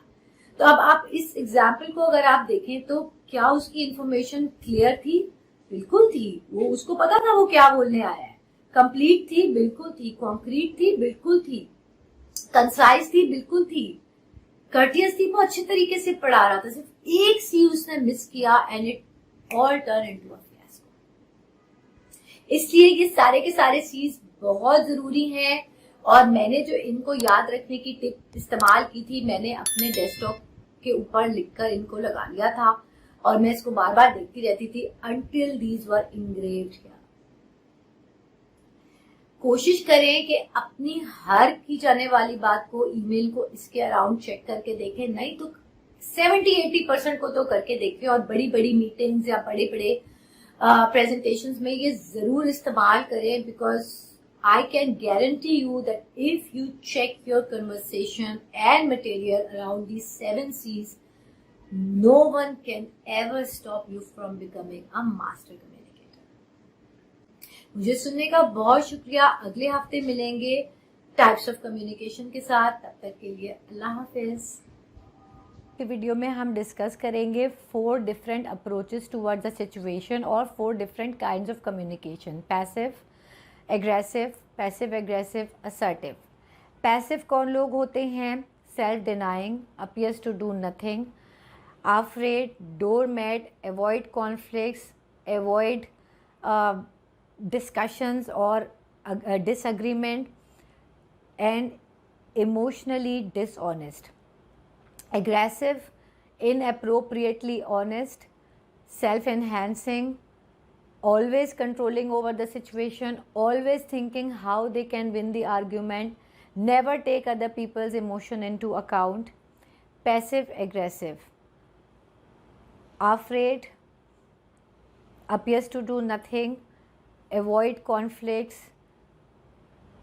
अब आप सोच रहे होंगे कि ये तो सारे वही डिफरेंसेस हैं जो कि पैसिव लोगों में होते हैं। एक डिफरेंस होता है पैसिव और पैसिव एग्रेसिव में, वो सेल्फ डिनाइंग होता है। ये self denying at first and self enhancing at later stages. ये क्या होता है ये मैं आपको एग्जांपल जब दूंगी आपको तब समझाऊंगी। असर्टिव कौन लोग होते हैं? Confident, always choosing positive body language, positive words, self love and love for the others, always take other people's emotions into account also, self love and love for others। अपनी needs का भी ख्याल रखते हैं, दूसरों की नीड्स का भी ख्याल रखते हैं। अब ये इसको एक एग्जांपल से समझते हैं। आपको कल 10 बजे कहीं पहुंचना है और आपका एक बहुत क्लोज फ्रेंड आता है और आपको कहता है कि मुझे अपनी गाड़ी की चाबी दे दो, मुझे कल 10 बजे कहीं जाना है। और मैं 1-2 घंटे का काम है, उसके बाद तुम्हें चाबी वापस दे दूँगा। पहला रिएक्शन, अच्छा चलो ले लो। अब ये पैसिव अप्रोच थी। क्या हुआ, आपने सेल्फ डिनाई किया, आपकी ज़रूरत थी, आपने उसको मद्देनज़र नहीं रखा, आपने उसको चाबी दे दी, लेकिन आपने इमोशनल डिसऑनेस्टी शो की क्योंकि आपका दिल नहीं चाह रहा था, आपने फिर भी दे दी। ठीक है, आपने कॉन्फ्लिक्ट्स को अवॉइड किया, आप डर गए कि अगर मैं बात करूँगा तो मेरा दोस्त नाराज़ हो जाएगा। सेकंड अप्रोच, भाई आपने सोच भी कैसे लिया कि मैं आपको चाबी दे दूँगी मतलब मैं क्या पैदल जाऊँगी और करीम और इन ड्राइवर ख़त्म हो गए दुनिया से, भाई उससे जाओ, मैं तो कभी भी नहीं दे सकती, मैंने तो वैसे भी किसी को कभी दी ही नहीं।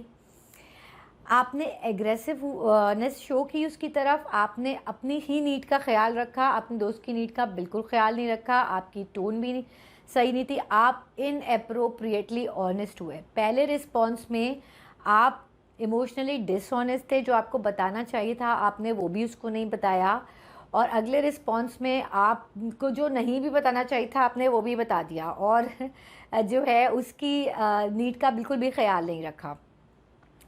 तीसरा रिस्पॉन्स, अच्छा चलो मुझे भी जाना था वैसे, लेकिन ले लो चाबी, तुम चले जाओ।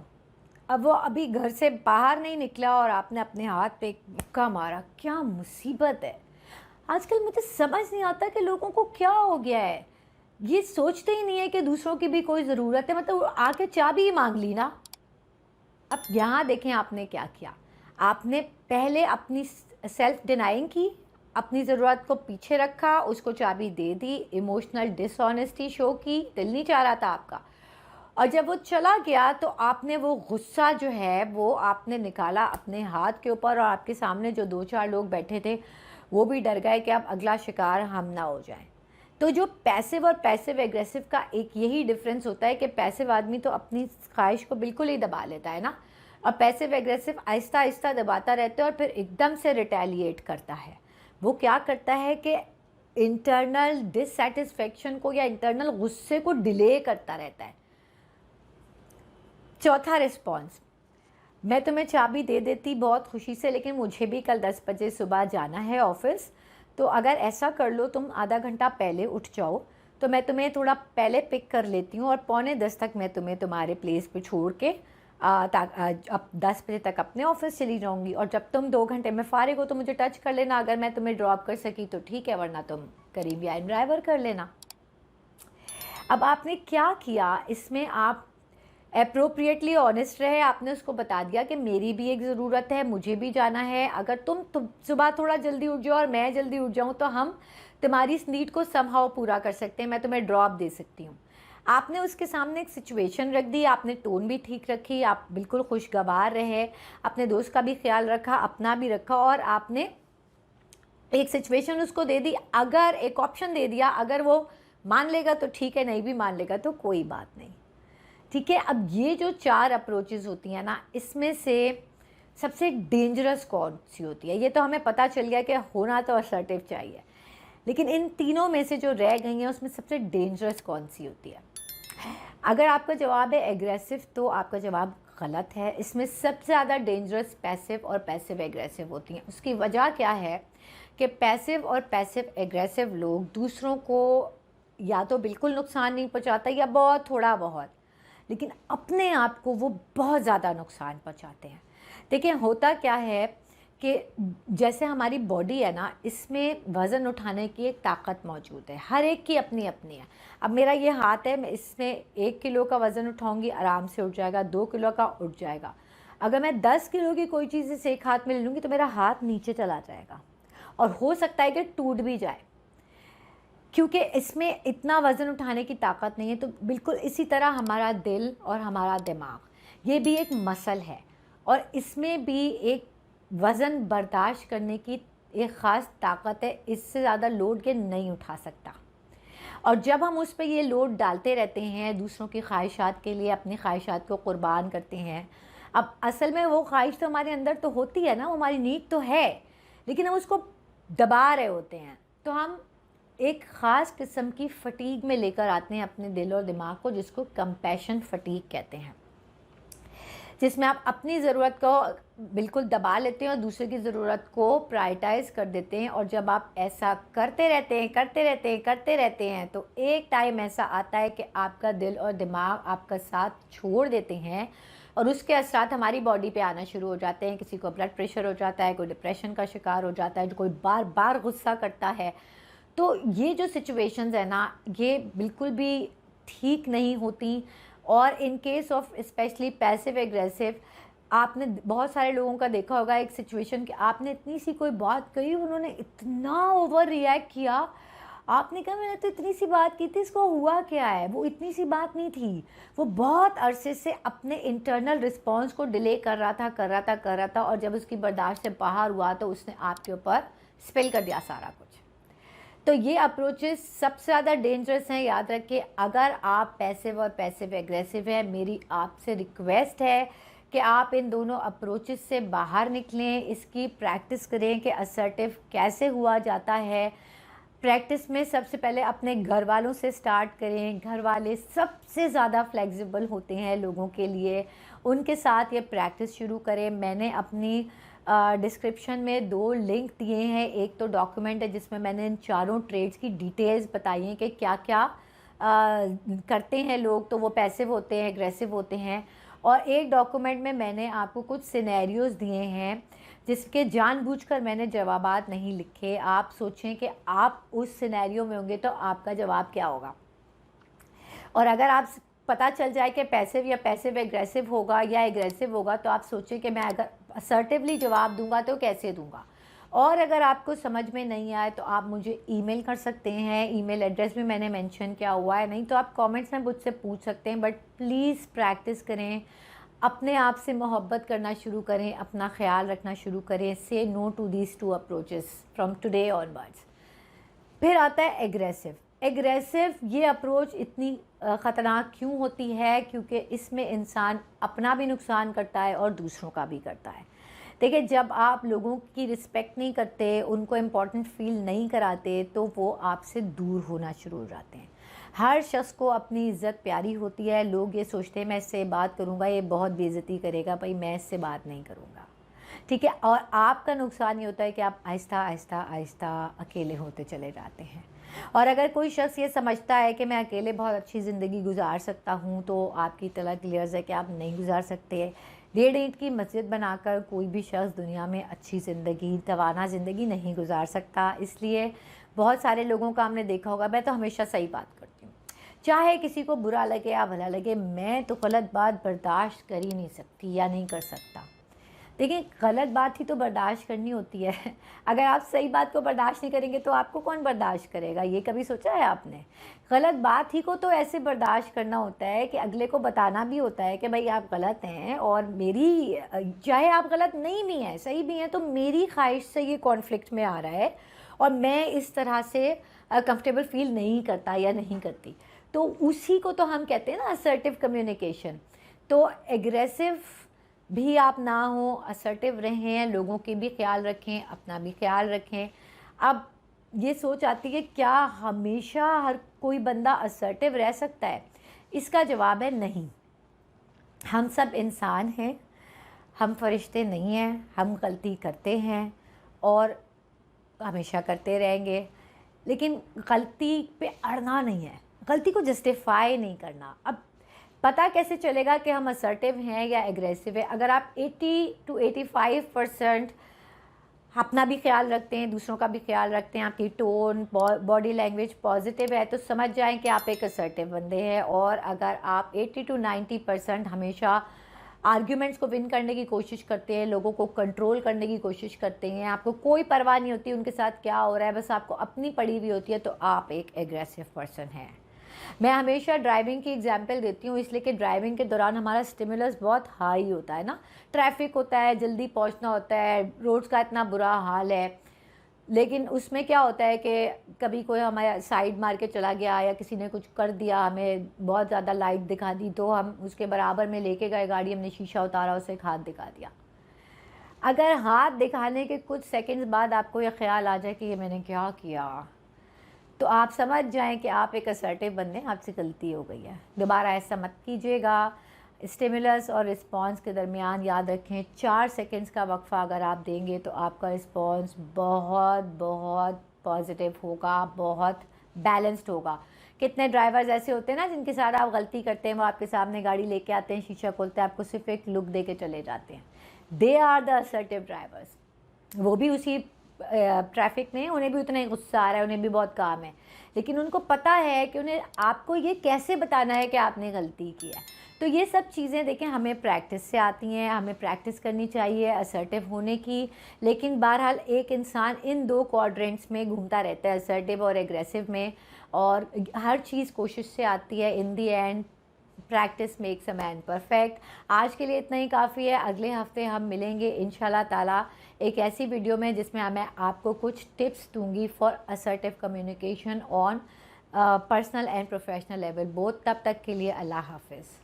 तो पिछली वीडियो में हमने डिस्कस की थी 4 different approaches towards the situation, और हमने ये इस्टेब्लिश किया था कि हमें असर्टिव कम्युनिकेशन को एडॉप्ट करना चाहिए।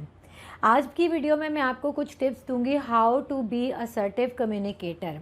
लेकिन उससे पहले मैं थोड़ा सा इसकी डिटेल में जाती हूँ। क्विकली रिकैप करते हैं कि असर्टिव कम्युनिकेशन होती क्या है।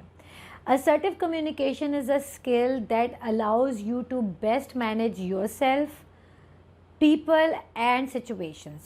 It allows you to express your feeling more openly and confidently. जब आप लोगों के सामने अपना पॉइंट ऑफ व्यू बग़ैर बायस हुए, बग़ैर रूड हुए, बग़ैर खौफज़दा हुए रखते हैं, तो इसको हम कहते हैं असर्टिव कम्युनिकेशन। 1975 से पहले दुनिया में असर्टिव कम्युनिकेशन का कोई वजूद नहीं था। उससे पहले ये समझा जाता था कि अगर आप किसी के सामने अपना पॉइंट ऑफ व्यू बता देंगे या उसकी राय से इख्तलाफ कर लेंगे तो ये एक बदतमीज़ी या बदलिहाजी करार दी जाती थी। और 1975 में साइकोलॉजिस्ट की एक टीम बैठी, उसने बहुत रिसर्च की और उसके बाद उन्होंने कहा कि भाई रिस्पेक्ट जो है ना वो म्यूचुअल होनी चाहिए और लोगों को अकाउंटेबल ठहराना चाहिए। एक बंदा किसी भी सिचुएशन का ज़िम्मेदार नहीं होता है। तो यहाँ से असर्टिव कम्युनिकेशन का कॉन्सेप्ट आया। उसके बाद बिल्ड होता आज हम अल्हम्दुलिल्लाह इस दौर में रहते हैं जहाँ पे चंद एक इदारों को छोड़कर बाकी सारी ऑर्गेनाइजेशन ऐसे लोग तलाश करती हैं, ढूंढती हैं जो कि असर्टिव हों। अब इसकी वजह क्या है?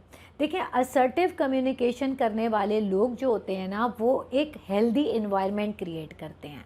अब क्या आप चाहते हैं कि आपके घर में हर वक्त लड़ाई झगड़ा रहा है, कोई इधर मुंह छुपा के पड़ा हुआ है, कोई उधर छुपा के पड़ा हुआ है, कोई चीज़ें तोड़ रहा है, कोई आ रहा है तो बस चिल्ला रहा है? नहीं ना। आप चाहते हैं कि घर की फ़िज़ा पुरसुकून रहे। इसी तरह ऑर्गेनाइजेशंस भी चाहती हैं कि उनकी फ़िज़ा पुरसुकून रहे, लोग हेल्दी रिलेशनशिप में हों, अपने आप को एक्सप्रेस करें और ताकि रिज़ल्ट्स बहुत अच्छे आए ना। इसका डायरेक्ट रिलेशन है रिज़ल्ट्स के साथ। तो बहरहाल असर्टिव कम्युनिकेशन इसलिए ज़रूरी है सीखना और प्रैक्टिस करना। अब मैं आपको कुछ टिप्स देती हूँ। सबसे पहले मैं आपको ये बताऊँगी कि डोंट्स क्या हैं, क्या नहीं करना चाहिए असर्टिव कम्युनिकेटर को। ऐसी स्टेटमेंट पास करने से गुरेज करें जो कि हुक्म जारी करे, that shows an order. Sarcastic मत हो, किसी पर तंज मत करें, जजमेंटल मत हो और किसी की कैरेक्टर असैसिनेशन मत करें। ये वो 4 काम हैं जो एक असर्टिव कम्युनिकेटर किसी भी सूरत में कभी भी नहीं करता है। अब जजमेंटल जो है वो क्यों नहीं होना, मैं इसकी आपको एक बड़ी अच्छी एग्जांपल देती हूँ। कुछ अरसे पहले हम सारे कोलीग्स बातें कर रहे थे, डिस्कशन कर रहे थे, तो मुझे ऐसा लगा कि one of my colleagues was not with me in this discussion. तो मैंने ये नोट कर लिया and I cut short my conversation. और उसके बाद मैंने उससे कहा कि क्या बात है, मुझे ऐसा लगा कि तुम हमारे साथ नहीं थे। तो उससे कहा कि अरे तुमने कैच कर लिया, मैं आज बहुत परेशान हूँ। फिर उसने मुझे अपनी परेशानी बताई जो कि मैंने सुनी और उसका अपने तौर से एक हल उसको पेश किया। तो कहने का मकसद ये कि अगर मैं उससे बात नहीं करती तो मैं क्या करती, उसको जज कर लेती कि देखो मेरी बात नहीं सुन रहा, इसका सारा काम पे ध्यान है, जबकि एक्चुअली उसका ध्यान काम पे भी नहीं था। तो that's what friends are here for, कि आप सिचुएशन में हो भी तो आप जज मत करें, आप पूछ लें, जजमेंटल ना हो, सरकास्टिक ना हो, किसी के कैरेक्टर असैसिनेशन ना करें, ऑर्डर पास नहीं करें, क्योंकि लोगों को ऑर्डर रिसीव करना बुरा लगता है ज़रा। अब हम आते हैं कि करना क्या चाहिए, डूज़ क्या हैं। सबसे पहले तो आपकी बॉडी लैंग्वेज बहुत पॉजिटिव होनी चाहिए, पॉजिटिव चॉइस ऑफ वर्ड्स, आँखों में देखकर बात करें। अगर आपको आई कांटेक्ट करते हुए मुश्किल होती है तो आपके लिए एक टिप है कि आप सामने वाले के माथे या नाक की तरफ देखकर बात शुरू करें। ये आपको हेल्प करेगा शिफ्ट होने में उसकी आंखों पे, क्योंकि आई कांटेक्ट बहुत ज़रूरी है, याद रखें। Be simple, direct, honest and straightforward, firm yet humble. आपका जो भी पॉइंट है वो आप दें लेकिन हम्बल रहें।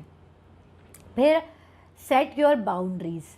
कुछ लोग ऐसे होते हैं ना जिनको देख के आपको लगता है कि मैं इनसे इस लेवल से आगे जाके बात नहीं कर सकता या नहीं कर सकती, मैं इस हद से ज़्यादा इस बंदे से फ्रैंक नहीं हो सकता। वो कौन लोग होते हैं? They are the ones who set their boundaries. वो कोई पर्चा लेके तो नहीं फिर रहे होते ना कि मेरे साथ ऐसे मत करना वैसे मत करना।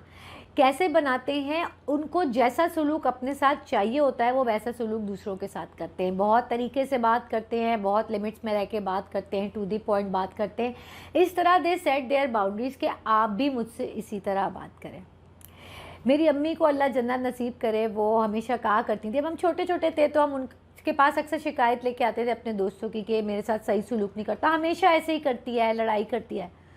तो वो कहती थी कि अगर वो हमेशा ऐसे ही करती है ना तो इसका मतलब है कि तुम्हारे अंदर कोई प्रॉब्लम है, तुमने उसको बताया ही नहीं है कि तुम्हारे साथ कैसा सलूक होना चाहिए। It's you who teach people how to treat you. उनकी ये बात मुझे हमेशा याद रहती है और ये बात सही है कि it's you who teach people how to treat you. वो सेट योर बाउंड्रीज इसी तरह आप बताते हैं लोगों को। फिर क्या है? Know your priorities. अब आप सोचेंगे कि प्रायोरिटीज़ का क्या ताल्लुक़ है इससे? इसका तो ताल्लुक़ टाइम मैनेजमेंट से, असर्टिव कम्युनिकेशन से क्या ताल्लुक़ है इसका? देखिए, इसका ताल्लुक़ असर्टिव कम्युनिकेशन से इसलिए है कि जब आप अपनी प्रायोरिटीज़ सेट करते हैं, आपको पता होता है कि मुझे क्या काम पहले करना है और क्या बाद में करना है, तो आप अपने आप को ओवरलोड होने से बचा रहे होते हैं। आप बजाय इसके कि आप दिन शुरू करें 20 कामों की लिस्ट के साथ और दिन के अख्ताम पे आप 10 भी पूरे नहीं कर पाएँ और जिसका नतीजा ये हो कि आपको बार बार गुस्सा आए और लोगों से शिकायत करें और माहौल को ख़राब करें। अगर आपके पास सिर्फ 5 कामों की लिस्ट है दिन के स्टार्ट में और आपको पता है कि बाकी के 5 मैं आगे पीछे भी कर सकता हूँ, तो आपने प्रायोरिटी सेट की हुई है जिससे आप एक हेल्दी बैलेंस क्रिएट कर पाएंगे और आपके मूड और आपके इर्द गिर्द के लोगों के मूड पे भी इसका बहुत अच्छा इम्पैक्ट पड़ेगा। फिर use of I instead of you, ये बहुत ज़रूरी है असर्टिव कम्युनिकेशन में। अब आप ये सोचेंगे कि लोग तो कहते हैं कि अपना अपना जिक्र मत करो, अपने आप को पीछे रखो। देखिए, वो भी ठीक कहते हैं और मैं भी ठीक कह रही हूँ। वो क्यों कहते हैं? वो कहते हैं कि ईगोइस्टिक मत हो, अपने आप को बहुत ज़्यादा हाईलाइट मत करो। और मैं जो आई का जिक्र कर रही हूँ वो ये है कि आप अपनी रिस्पॉन्सिबिलिटी को एक्सेप्ट करें ना। और यू को मैं जो अवॉइड कर रही हूँ वो इसलिए कि आप ब्लेम गेम मत खेलें। अब मैं आपको इसकी एग्जांपल देती हूँ, पर्सनल प्रोफेशनल दोनों लेवल पे। मैं पर्सनल प्रोफेशनल दोनों की एग्जांपल देती हूँ कि मेरी जो छोटी सी यूट्यूब फैमिली है इसमें दोनों तरह के लोग हैं, होम मेकर्स भी हैं, काम करने वाले भी हैं।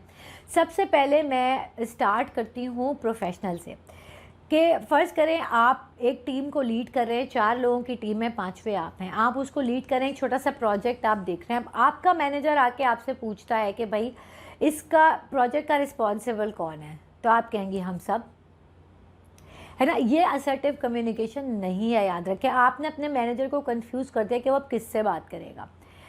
अगर आप ये कहेंगी कि हम 5 लोगों की टीम है और इसमें डिफरेंट लोग डिफरेंट चीज़ों के रिस्पॉन्सिबल हैं, मिस्टर ए रिस्पॉन्सिबल हैं फैक्ट के, डेटा कलेक्शन के, मिस्टर बी रिस्पॉन्सिबल हैं कंपाइल करने के, वगैरह वगैरह, और मैं अकाउंटेबल हूँ।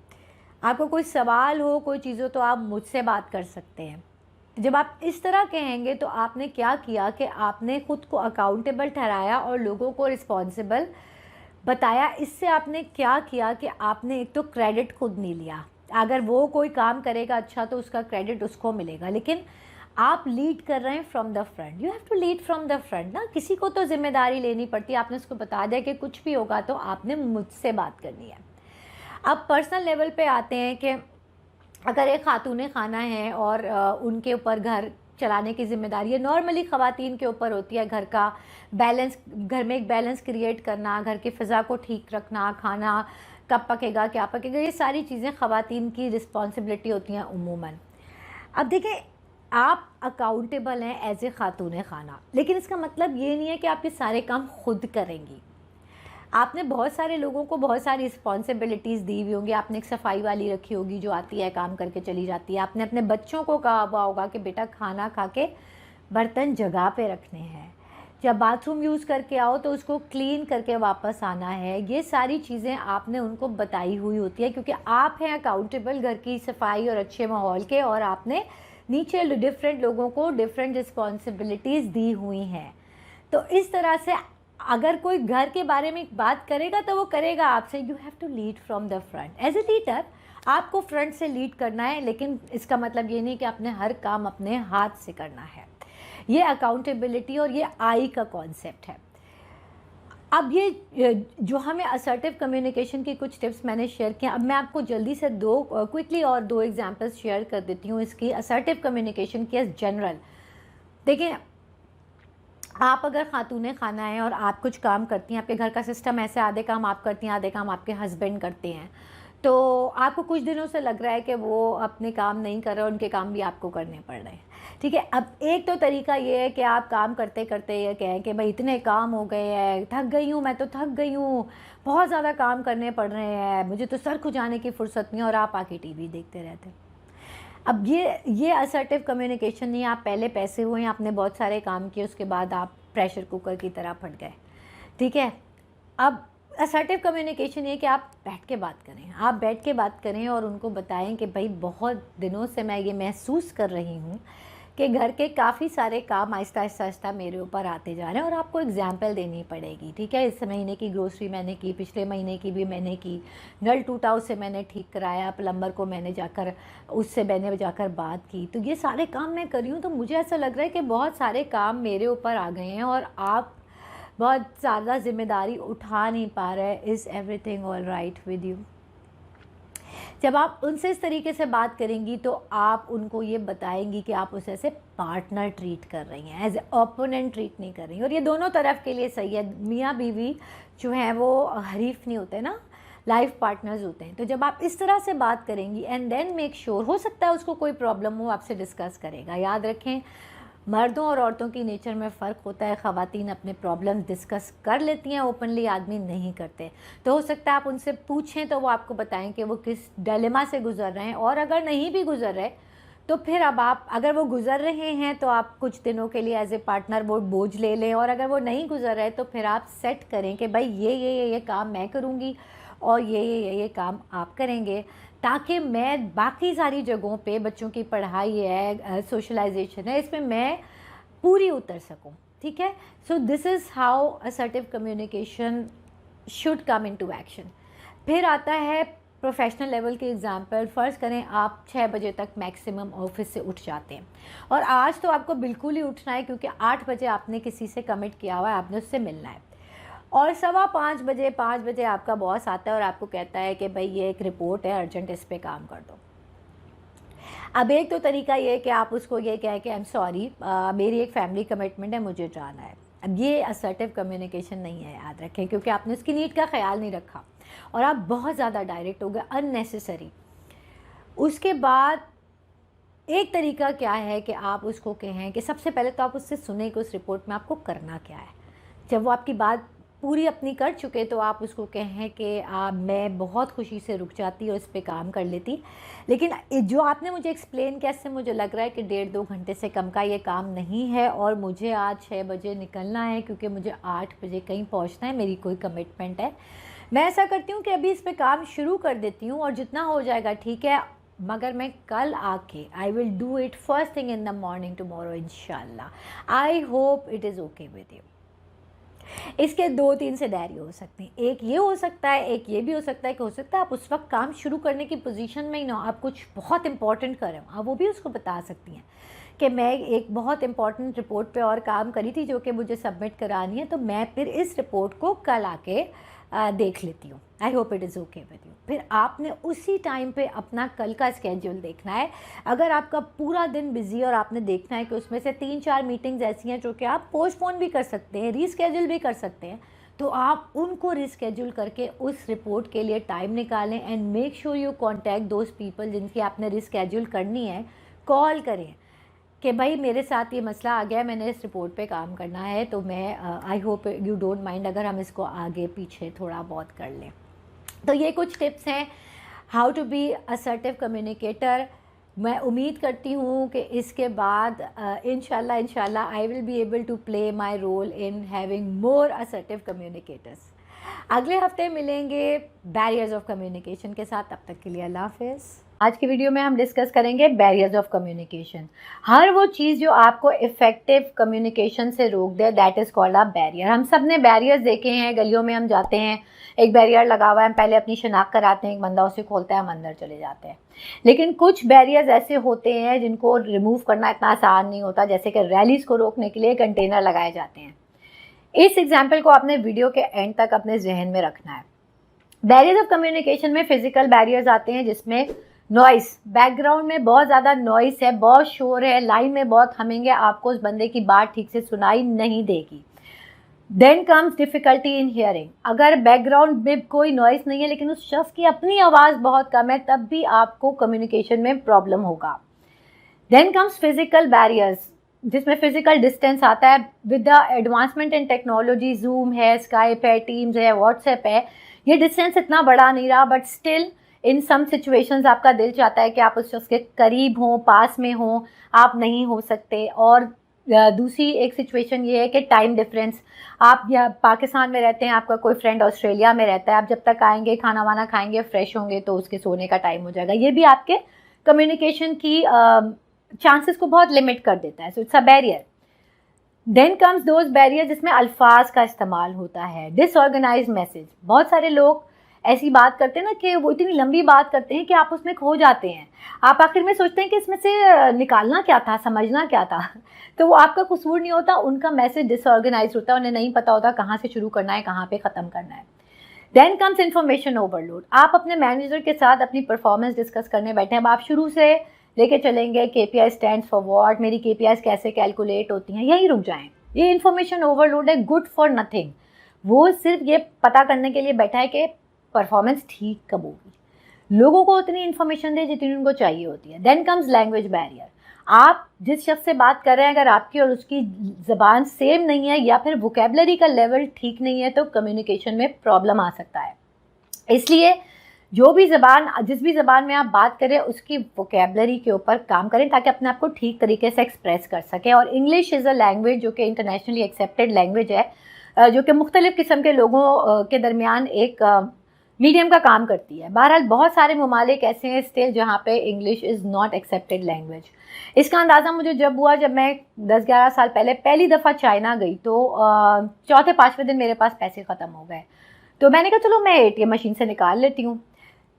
पता ये चला कि उनकी किसी भी ATM मशीन में इंग्लिश का ऑप्शन ही नहीं था। अब मैं लोगों को रोक रही हूँ, sorry no English, sorry no English. Luckily मेरे कुलीग ने मुझे मशवरा दिया था और मैंने उसकी सुन ली थी और एक ऐप डाउनलोड करके लेके गई थी, जिसमें अगर आप कोई लैंग्वेज सेलेक्ट करें और आप उसमें बोलें तो वो उसको चाइनीज़ में ट्रांसलेट करता है और उसको वॉइस जाता है। फिर सिमिलरली जब वो चाइनीज़ में बोलता है तो वो उस लैंग्वेज में आपको सुनाई देता है। फिर मैंने एक खातून को रोका, उनको सुनाया, फिर वो मेरे साथ गई, उन्होंने मुझे गाइड किया। इस तरह मैंने 35-40 मिनट में पैसे निकाले। तो लैंग्वेज इतना बड़ा बैरियर हो सकता है। अब वो वाले बैरियर्स आते हैं जिसका ताल्लुक लोगों के इमोशंस, उनके जेंडर, उनके कल्चर से होता है, जैसे कि जेंडर बैरियर। मर्दों और औरतों के सोचने समझने का अंदाज बिल्कुल फ़र्क होता है, जिसकी वजह से जब ये दोनों जेंडर कम्युनिकेट करते हैं तो उसमें प्रॉब्लम आ सकता है, हम एक दूसरे को समझने में मसला हो सकता है। औरतें जब किसी के साथ रिलेशनशिप में होती हैं, चाहे रिलेशनशिप कोई भी हो, वो चाहती हैं कि उन्हें स्पेशल फील कराया जाए, उनको एक्नॉलेज किया जाए। मर्द जब किसी के साथ रिलेशनशिप में होते हैं तो वो चाहते हैं कि उनको ये बताया जाए कि दे आर नीडेड। जब ख़वातीन किसी प्रॉब्लम को फेस कर रही होती हैं तो वो चाहती हैं कि वो उसको डिस्कस करें, और जब मर्द किसी प्रॉब्लम को फेस कर रहे होते हैं तो वो चाहते हैं कि वो उसको डिस्कस ना करें, या कम से कम उस वक्त डिस्कस ना करें जब वो उसको फेस कर रहे होते हैं। वो इंटरनली उस पर रिफ्लेक्ट करके उसका कोई सोल्यूशन ढूंढना चाहते हैं। अब ये और भी बहुत से डिफरेंस है, लेकिन ये दो बहुत ज़्यादा ट्रबल करते हैं मर्दों और औरतों को। भी तुम इतने चुप क्यों हो? नहीं तो कोई मसला है? नहीं। कुछ है तो बता दो। नहीं भाई कुछ मसला नहीं है, होगा तो बता दूंगा, मैं खाना खा लूँ। अच्छा भाई पता नहीं इसको तो क्या हो जाता है। आप आ गए, सुबह से इतना प्रॉब्लम है, पानी ख़त्म हुआ है। अच्छा, पानी ख़त्म हो गया, और क्या, आप तो अभी आए हैं, मैं तो सुबह से फेस कर रही हूँ, कुछ काम नहीं हो सका पानी के चक्कर में। अच्छा, तुम तो ऐसे कह रही हो जैसे पानी मैंने ख़त्म किया है। भाई, आपको कोई ये नहीं कह रहा कि पानी आपने ख़त्म किया है, लेकिन आपको ये समझना होगा कि हम तो बोलेंगे, हमको प्रॉब्लम होगा तो हम तो बात करेंगे, क्योंकि ये हमारे माइक्रो प्रोसेसर में फिट है ना। तो जेंडर बैरियर को रिमूव करने का तरीका एक ही है कि आप अपने आप को ये एहसास दिलाएं कि हम दोनों के जेंडर फ़र्क हैं, हमारा सोचने का अंदाज फ़र्क है। Let's celebrate that difference. एक दूसरे को स्पेस दीजिए। Then comes emotional barrier. जब आपके जज्बात काबू में नहीं रहते ना, चाहे वो बहुत ज़्यादा खुशी हो, बहुत ज़्यादा गम हो, बहुत ज़्यादा गुस्सा हो, बहुत ज़्यादा प्राइड हो, आप कम्युनिकेशन ठीक नहीं कर पाते। ये जो बहुत है ना, ये बहुत बड़ा मेंटल बैरियर होता है कम्युनिकेशन में। इसलिए जब तक आपके जज्बात एक ख़ास लेवल पे ना होना, it's better not to go into any conversation. फिर आता है फिल्टरिंग। जब आप कुछ इन्फॉर्मेशन अपने पास रखते हैं और कुछ दे देते हैं ताकि आप सामने वाले के रिस्पॉन्स को कंट्रोल कर सकें, दैट इज़ कॉल्ड फिल्टरिंग। आप क्रिकेट खेलने गए, आपकी उंगली पे बॉल लग गई, आपकी उंगली सूज गई, अब आप घर आए, अब अगर मेरी उंगली में बहुत दर्द हो रहा है, क्या हुआ बेटा, पता नहीं क्या हुआ, दर्द हो रहा है। भाई, ऐसे कैसे, क्या हुआ, कुछ तो हुआ होगा। अब आपने सोचा कि अगर मैंने अम्मी को बता दिया तो मेरे तो क्रिकेट खेलने पे पाबंदी लग जाएगी। तो आपने कहा कि अम्मी, मुझे वैसे इतना दर्द हो रहा है, आप इन्वेस्टिगेशन में लग गई।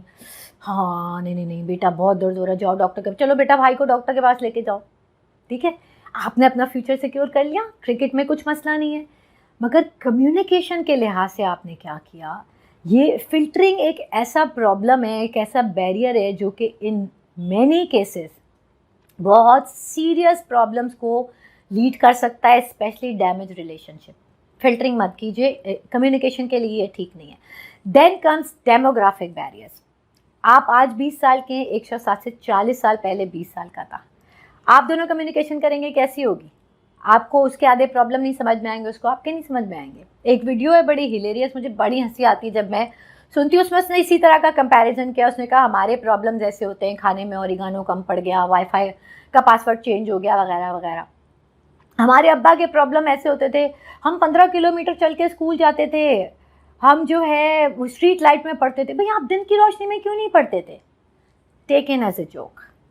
मगर आप इसको कम्युनिकेशन के लिहाज से देखेंगे तो आपको ये पता चलेगा कि आपके अब्बा या उनके अब्बा दिन की रोशनी में क्यों नहीं पढ़ते थे, क्योंकि वो स्कूल या मदरसे से आके नौकरी पे जाते थे। एक नहीं, दो दो नौकरियां करते थे ताकि वो अपनी पढ़ाई का खर्चा बर्दाश्त कर सकें। जो आसाइशें हमारे अब्बा ने हमें दी या हम अपने बच्चों को दे रहे हैं, उसमें उनकी और हमारी मोहब्बत के साथ साथ इस दौर की आसाइशें भी शामिल हैं, जो कि हमारे माँ बाप को या उनके माँ बाप को हासिल नहीं थी। That's the reason they could not study in day light. ये आपको जब तक समझ में नहीं आएगा, जब तक आप अपने जूते से पैर निकाल कर उस बंदे के जूते में पैर डालकर नहीं सोचेंगे। इसमें कल्चरल डिफरेंस भी आता है। वेस्ट में जो है वो ये कल्चर है कि उनके बूढ़े जो है शेल्टर होम्स में रहते हैं, they take pride in it. वो कहते हैं हमारी स्टेट टेक केयर करती है बूढ़ों की, हम अपने बच्चों पे डिपेंडेंट नहीं होते। मेरे और आपके हलक से निवाला नहीं उतर सकता अगर हमारे माँ बाप में से कोई एक भी शेल्टर होम में हो। अब इसमें कुछ सही और गलत नहीं है, ये कल्चरल डिफरेंस है। आप दोनों कभी भी इस पॉइंट पे सेम नहीं हो सकते। इसलिए कहते हैं कि जो कल्चरल डिफरेंसेस है उनको सेलिब्रेट करें, उस पॉइंट पे बात मत करें, रिस्पेक्ट करें एक दूसरे के कल्चर की। Then comes perceptual barrier. जब आप किसी शख्स को देखकर एक परसेप्शन बनाते हैं ना, अच्छी या बुरी जैसी भी हो, जब आप कम्युनिकेशन करते हैं ना उससे, तो वो आपके और उस शख्स के दरमियान आकर खड़ी हो जाती है और आपको ठीक से कम्युनिकेशन नहीं करने देती। हमें एक दफ़ा एक एडमिनिस्ट्रेटर की ज़रूरत थी, हमें खातून से मिलना था, हम वहाँ पे गए तो वो हमारे साथ साथ ही पहुँची, बाइक पे आई थी। तो मेरे साथ जो साहब थे उन्होंने कहा कि ये क्या एडमिनिस्ट्रेशन करेगी, ये तो बाइक पे आई है। तो मैंने उनसे कहा कि एडमिनिस्ट्रेटिव क्वालिटीज़ का मोड ऑफ़ ट्रांसपोर्टेशन से क्या ताल्लुक़ होता है? तो उन्होंने कहा कि नहीं, आपको नहीं पता। तो मैंने कहा कि मुझे नहीं पता, जब भी तो मैं आपसे पूछ रही हूँ कि अभी तो हमने बात ही शुरू नहीं की, आपने ये कंक्लूजन भी ड्रॉ कर लिया उसको बाइक पे आता देखकर, ये कैसे होता है? इसका जवाब ये कि नहीं होता इसका कोई ताल्लुक, लेकिन परसेप्शन बना ली ना, तो तो अब जो सारे बैरियर्स मैंने आपको बताए, नॉइस हो गया, इमोशनल बैरियर हो गया, इवन द लैंग्वेज, ये छोटे छोटे बैरियर हैं, ये वो हैं जो गली मोहल्ले में होते हैं, एकदम से हट जाते हैं। जेंडर बैरियर, डेमोग्राफिक बैरियर और परसेप्चुअल बैरियर, ये 3 बैरियर कंटेनर्स हैं, कंटेनर्स। और इसमें top of the list perceptual barrier है। ये जब तक आप पूरी कुव्वत से नहीं हटाएंगे ना, ये आपको कम्युनिकेशन नहीं करने देगा। नेक्स्ट टाइम जब आप ऐसी कोई सिचुएशन फेस करें तो आपने अपने आप को 2-3 बातें समझानी है कि इसका जेंडर, इसका वक्त, इसका कल्चर मेरे कल्चर से, मेरे जेंडर से, मेरे वक्त से मुख्तलिफ है। I should respect that. Wardrobe का size, fashion sense, mode of transportation का कम्युनिकेशन से कोई लेना देना नहीं है। Let's communicate. अब आप सोचेंगे कि इतने सारे बैरियर्स को याद कौन रखेगा? सिर्फ 3 चीज़ें याद रखें, उस पर अमल करें, इंशाल्लाह सारे बैरियर्स गिराते चले जाएंगे, चाहे आपको बैरियर पता हो या नहीं पता हो। Foster a respectful environment, always use culturally sensitive language. जितनी इज्जत अपने जेंडर, अपने मज़हब, अपने कल्चर की करते हैं, उतनी रिस्पेक्ट दूसरे के जेंडर, उसके मज़हब, उसके कल्चर की भी करें। Last but not the least, focus on people's abilities and capabilities instead of their disabilities. Thank you very much.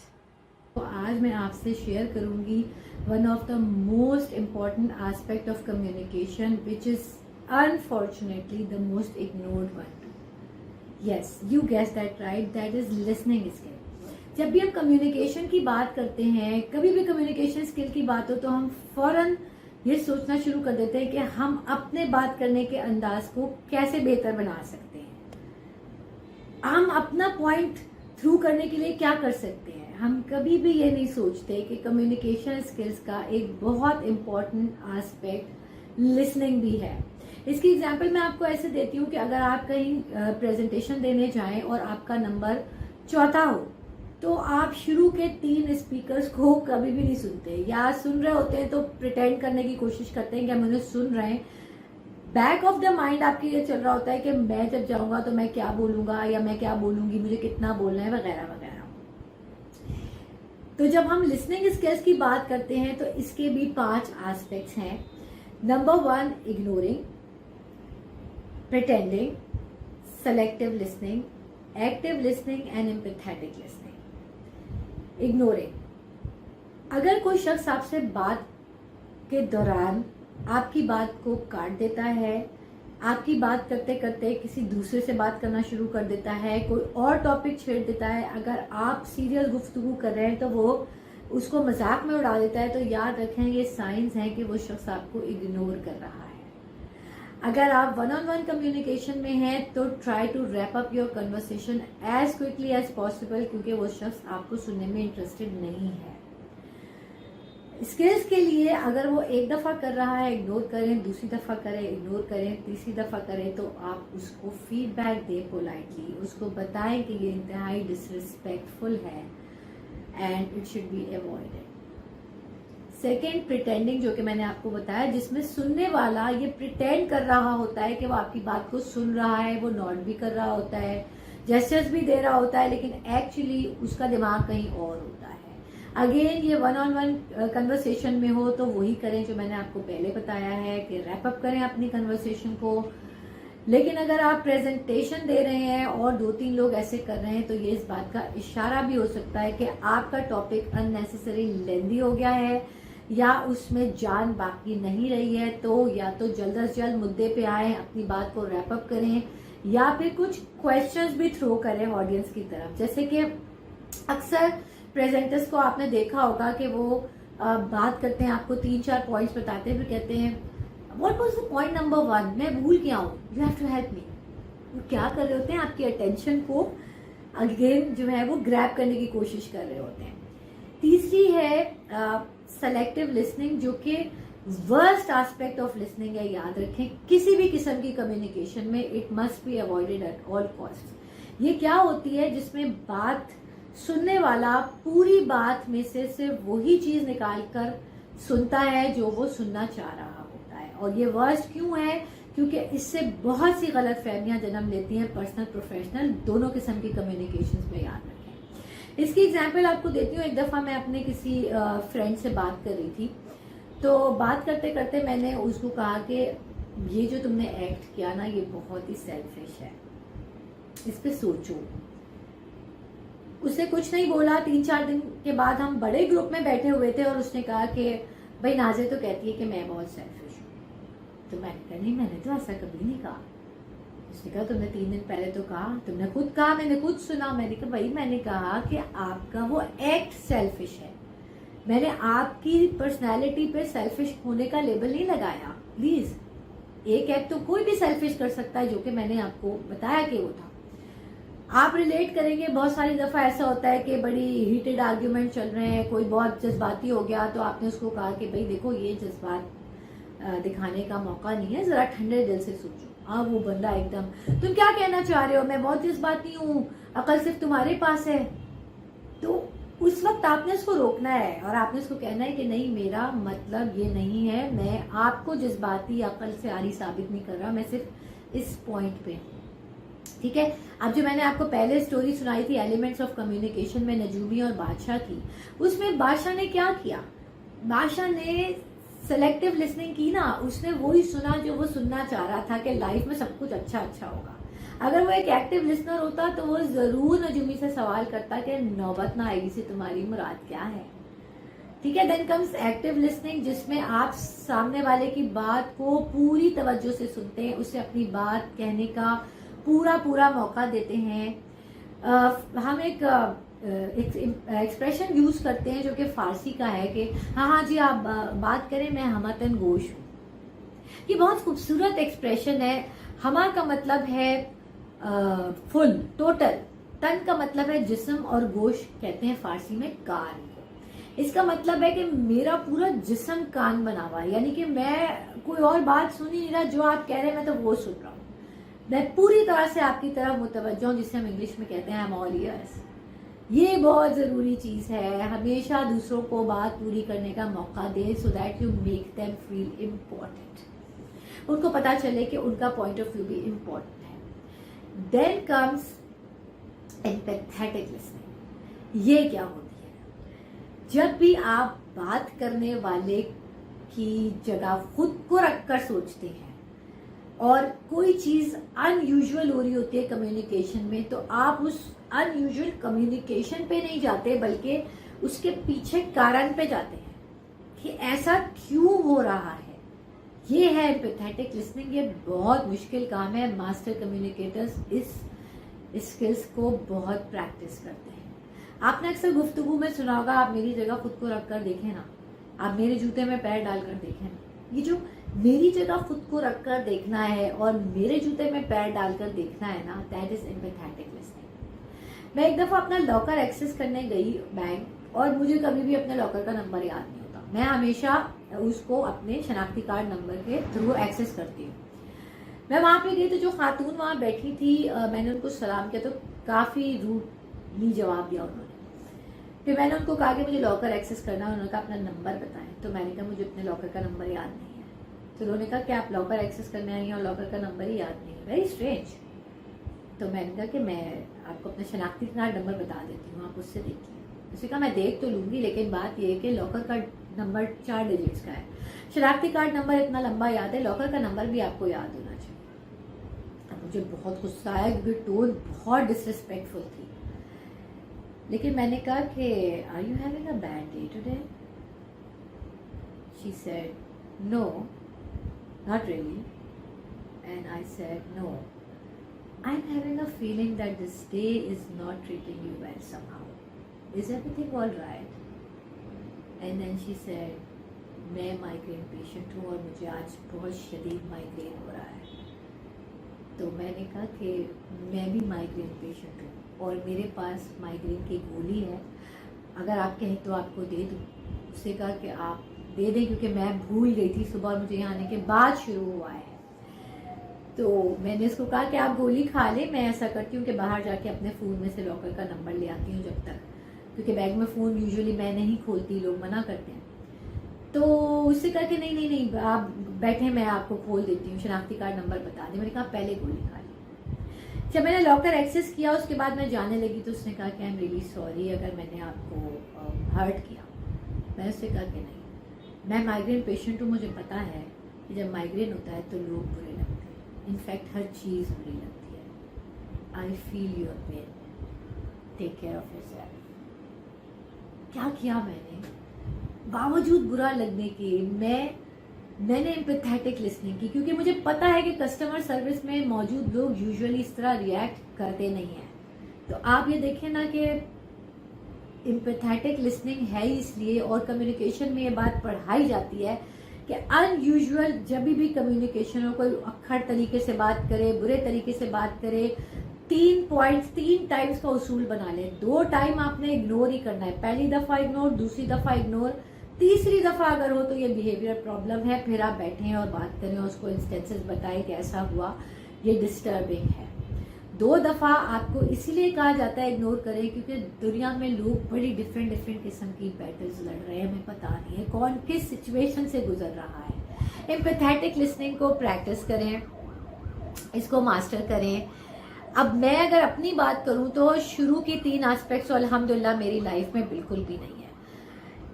Empathetic listening में मैं बहुत अच्छी हूँ, एक्टिव लिसनिंग में मैं अक्सर मार खाती हूँ, और मैं शुक्रिया अदा करना चाहूँगी अपने दोस्तों का, कुलीज का, फैमिली मेम्बर्स का, जो मुझे टाइम टू टाइम फीडबैक देते रहते हैं, ऑन स्पॉट भी देते हैं कि देखें आपने मेरी बात नहीं सुनी, you have to let me finish, जिसकी वजह से मुझे पता है कि मैं इस चीज़ में लैग करती हूँ और मैं इसको इम्प्रूव करने की कोशिश कर रही हूँ। आप भी ये वीडियो सुनने के बाद ज़रूर कोशिश करें कि शुरू की 3 एस्पेक्ट्स को अपनी लाइफ से निकाल कर बाहर फेंक दें, if you want to be a master communicator. Active listening और एम्पैथेटिक लिसनिंग में से सोचें कि आप आज कहाँ खड़े हैं और आप फ्यूचर में कहाँ रहना चाहते हैं। प्रैक्टिस करें, क्योंकि ये लर्न करने की स्किल्स है, and last but not the least, practice makes a man perfect. आज की वीडियो में मैं आपसे शेयर करूंगी कुछ psychological tips and tricks for effective communication. Tip number 1, communicate with a किस। This term was formulated in mid-1900s by an engineer named Kelly Johnson, जिसने एक डिज़ाइन प्रिंसिपल पेश किया। उसके हिसाब से a system works at its best when its design is kept simple and not complex. उसने किस को डिफाइन किया, कीप इट सिंपल स्टूपिड। इस टर्म को इतना पसंद किया गया कि बाद में इसको सेल्स में एंड देन कम्युनिकेशन में लिया गया with a slight modification of keep it short and simple. जिस तरह हर वर्ड का एक एंटोनिम होता है, इस टर्म का भी एक एंटोनिम डिफाइन किया गया, which is kill, which means keep it long and lengthy. In short, आप अपनी कम्युनिकेशन को जितना शॉर्ट और सिंपल रखेंगे, लोग आपसे बात करने में उतना ही कन्वीनियंट फील करेंगे। Number 2, make people feel important. मैंने आपको एरिस्टोटल मॉडल ऑफ कम्युनिकेशन में बताया था कि जब आप लोगों को इम्पॉर्टेंट फील कराते हैं तो they feel respected and emotionally connected with you. उससे क्या होता है कि फ्यूचर में उनको आपसे बात करने में बहुत आसानी होती है। लोगों की जेन्युइन क्वालिटीज़ को अप्रिशिएट करें उनसे बात करते हुए। तो अपने ईमेल लोड को बहुत अच्छे से मैनेज करते हो, I need to learn it from you. आप अपना घर बड़ा साफ़ रखती हैं, जब भी आती हूँ बहुत अच्छा लगता है, this colour suits you. Genuine traits की तारीफ करें and never assume that people should be aware of their qualities and traits, generally they are not. Use of expression, बात करते हुए एक्सप्रेशन का इस्तेमाल करें। अगर मुस्कुराना है तो मुस्कुराएं, हैरत का इजहार करना है तो हैरत करें, किसी की दुख भरी बात सुन रहे हो तो अफसरदा शक्ल बना लें, नॉड करें। इससे क्या फ़ायदा होता है? पहला फ़ायदा तो ये होता है कि आप अल्फाज के इस्तेमाल से बच जाते हैं। फ़र्ज़ करें कोई मुझसे बात कर रहे हो और मैं नॉड कर रही हूँ, तो उसको ये पता चल जाएगा कि मैं उसके साथ हूँ and I am following him और हर।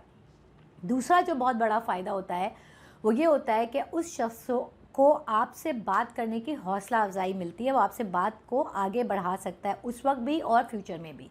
आपका बच्चा आता है और कहता है अम्मा मैंने रात को ख्वाब में शेर देखा। तुमने शेर देखा? फिर कैसा था? बहुत बड़ा। तुम्हें डर नहीं लगा? नहीं मामा, मैं तो उसके ऊपर बैठ गया। हाँ, तुम तो बहुत बहादुर हो।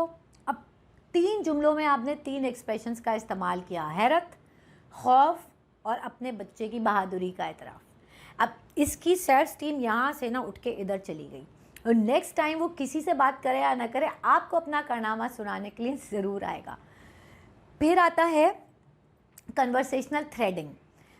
बहुत सारे लोग ऐसे मिलते हैं आपको, आप सोचते हैं हमसे क्या बात करेंगे, तो आप क्या करें कि जो वो बात आपसे करे आप उसकी बात में से बात निकाल लें। This is called conversational threading. जैसे कि आप कहीं बैठे हैं, कोई खातून आई, उन्होंने आपसे बातचीत शुरू कर दी और आपको कहा कि मैंने आपको यहाँ पहले कभी नहीं देखा, तो आप कहें कि नहीं मैं तो यहाँ पे बहुत रेगुलर विज़िट करती हूँ। फिर वो कहेंगी अच्छा हाँ हो सकता है, मैं चूँकि कम आती हूँ ना, बच्चे हैं, मसरूफियात हैं, मेरा घर भी दूर है। तो अब आप उसकी बात में से 3 टॉपिक निकाल सकते हैं, उसके बच्चे, उसकी मसरूफियात और उसका इलाका, ठीक है ना। तो इसको कहते हैं कन्वर्सेशनल थ्रेडिंग। अच्छा माशाल्लाह से कितने बच्चे हैं आपके? 4। अच्छा माशाल्लाह माशाल्लाह, क्या उम्रें हैं? तो छोटे हैं, और एक माशाल्लाह से ओ लेवल्स कर रही हैं, एक ए लेवल्स कर रही हैं। अच्छा फिर तो वाकई बहुत मसरूफियात होती होंगी, छोटे बच्चों को डिफरेंट तरीके से संभाला जाता है। Teenagers are totally different story all together. जी जी माशाल्लाह। अब पढ़ाई आगे बहुत कुछ आप कर सकते हैं, ये एक ट्रिक होती है ऑल्सो। देन लोगों के इंटरेस्ट में इंटरेस्ट लीजिए। आपका कज़न आता है और आपको कहता है तुमने मैच देखा कैसा ज़बरदस्त हुआ, आपको क्रिकेट में कोई इंटरेस्ट नहीं है। आपने उसको कहा नहीं मैंने तो नहीं देखा, लेकिन सुना पाकिस्तान जीत गया। हाँ और जीता कैसा है? आखिरी गेंद पे 6 रन चाहिए, 3 रन चाहिए थे और 6 मार दिया, वो भी बॉलर ने। ओह आई कैन इमेजिन तुम्हारा लेवल ऑफ हैरत और डर हुआ क्या होगा उस वक्त। हाँ जी बस मेरा तो मत पूछो। अच्छा अब तक तो लग गया होगा यूट्यूब पे, ज़रा दिखाना वो बॉल। आपको क्रिकेट में कोई इंटरेस्ट नहीं था, लेकिन आपको अपने कज़न में इंटरेस्ट है, इसलिए आपने 5 मिनट के लिए उसके इंटरेस्ट में इंटरेस्ट लिया, कुछ नहीं हो जाएगा। फ्यूचर में आपसे बात करते हुए बहुत ज़्यादा कंफर्टेबल फील करेगा। आई एम नॉट सेइंग कि थीसिस लिखना शुरू कर दो उस चीज़ पे जिसमें इंटरेस्ट नहीं है, नहीं। लोग जब आपसे बात कर रहे हो ना, तो उनके इंटरेस्ट में इंटरेस्ट शो कीजिए। इससे कन्वर्सेशन और कम्युनिकेशन में बहुत आसानी होती है। Then use of pauses instead of fillers. जब हम गुफ्तगू में ऐसी सिचुएशन फेस करते हैं कि हमें जुमले से जुमला मिलाना नहीं आ रहा होता, कनेक्शन नहीं बनाना आ रहा होता हमें, तो उस वक्त हम स्पेस फिलर्स का इस्तेमाल करते हैं। और well, you know, actually, I mean, इस तरह के अल्फाज जब हम बहुत ज़्यादा बोलते हैं ना, तो सामने वाले पे उनका बहुत ख़राब असर पड़ता है। वो आपकी बात में खो जाता है, स्टक हो जाता है, उसे समझ में नहीं आता कि उसमें से मैसेज लेना क्या है। तो जब भी ऐसी सिचुएशन फेस करें, आप रिप्लेस करें फिलर्स को पॉजेस के साथ, विच इज़ वेरी डिफ़िकल्ट, लेकिन प्रैक्टिस से आ सकता है ये। Winston Churchill was British prime minister and he is also known for his inspiring speeches. Churchill को लुकनत का प्रॉब्लम था, ही हैड अ स्टटर।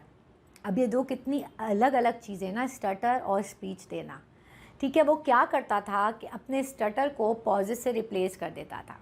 जिसको भी लुकनत का प्रॉब्लम होता है उसे बहुत अच्छी तरह अंदाज़ा होता है कि उसकी ज़बान कितने जुमलों के बाद लड़खड़ाएगी। वो एक जुमला सही से बोल सकता है, 2 बोल सकता है, 3 बोल सकता है, ये उसको पता होता है।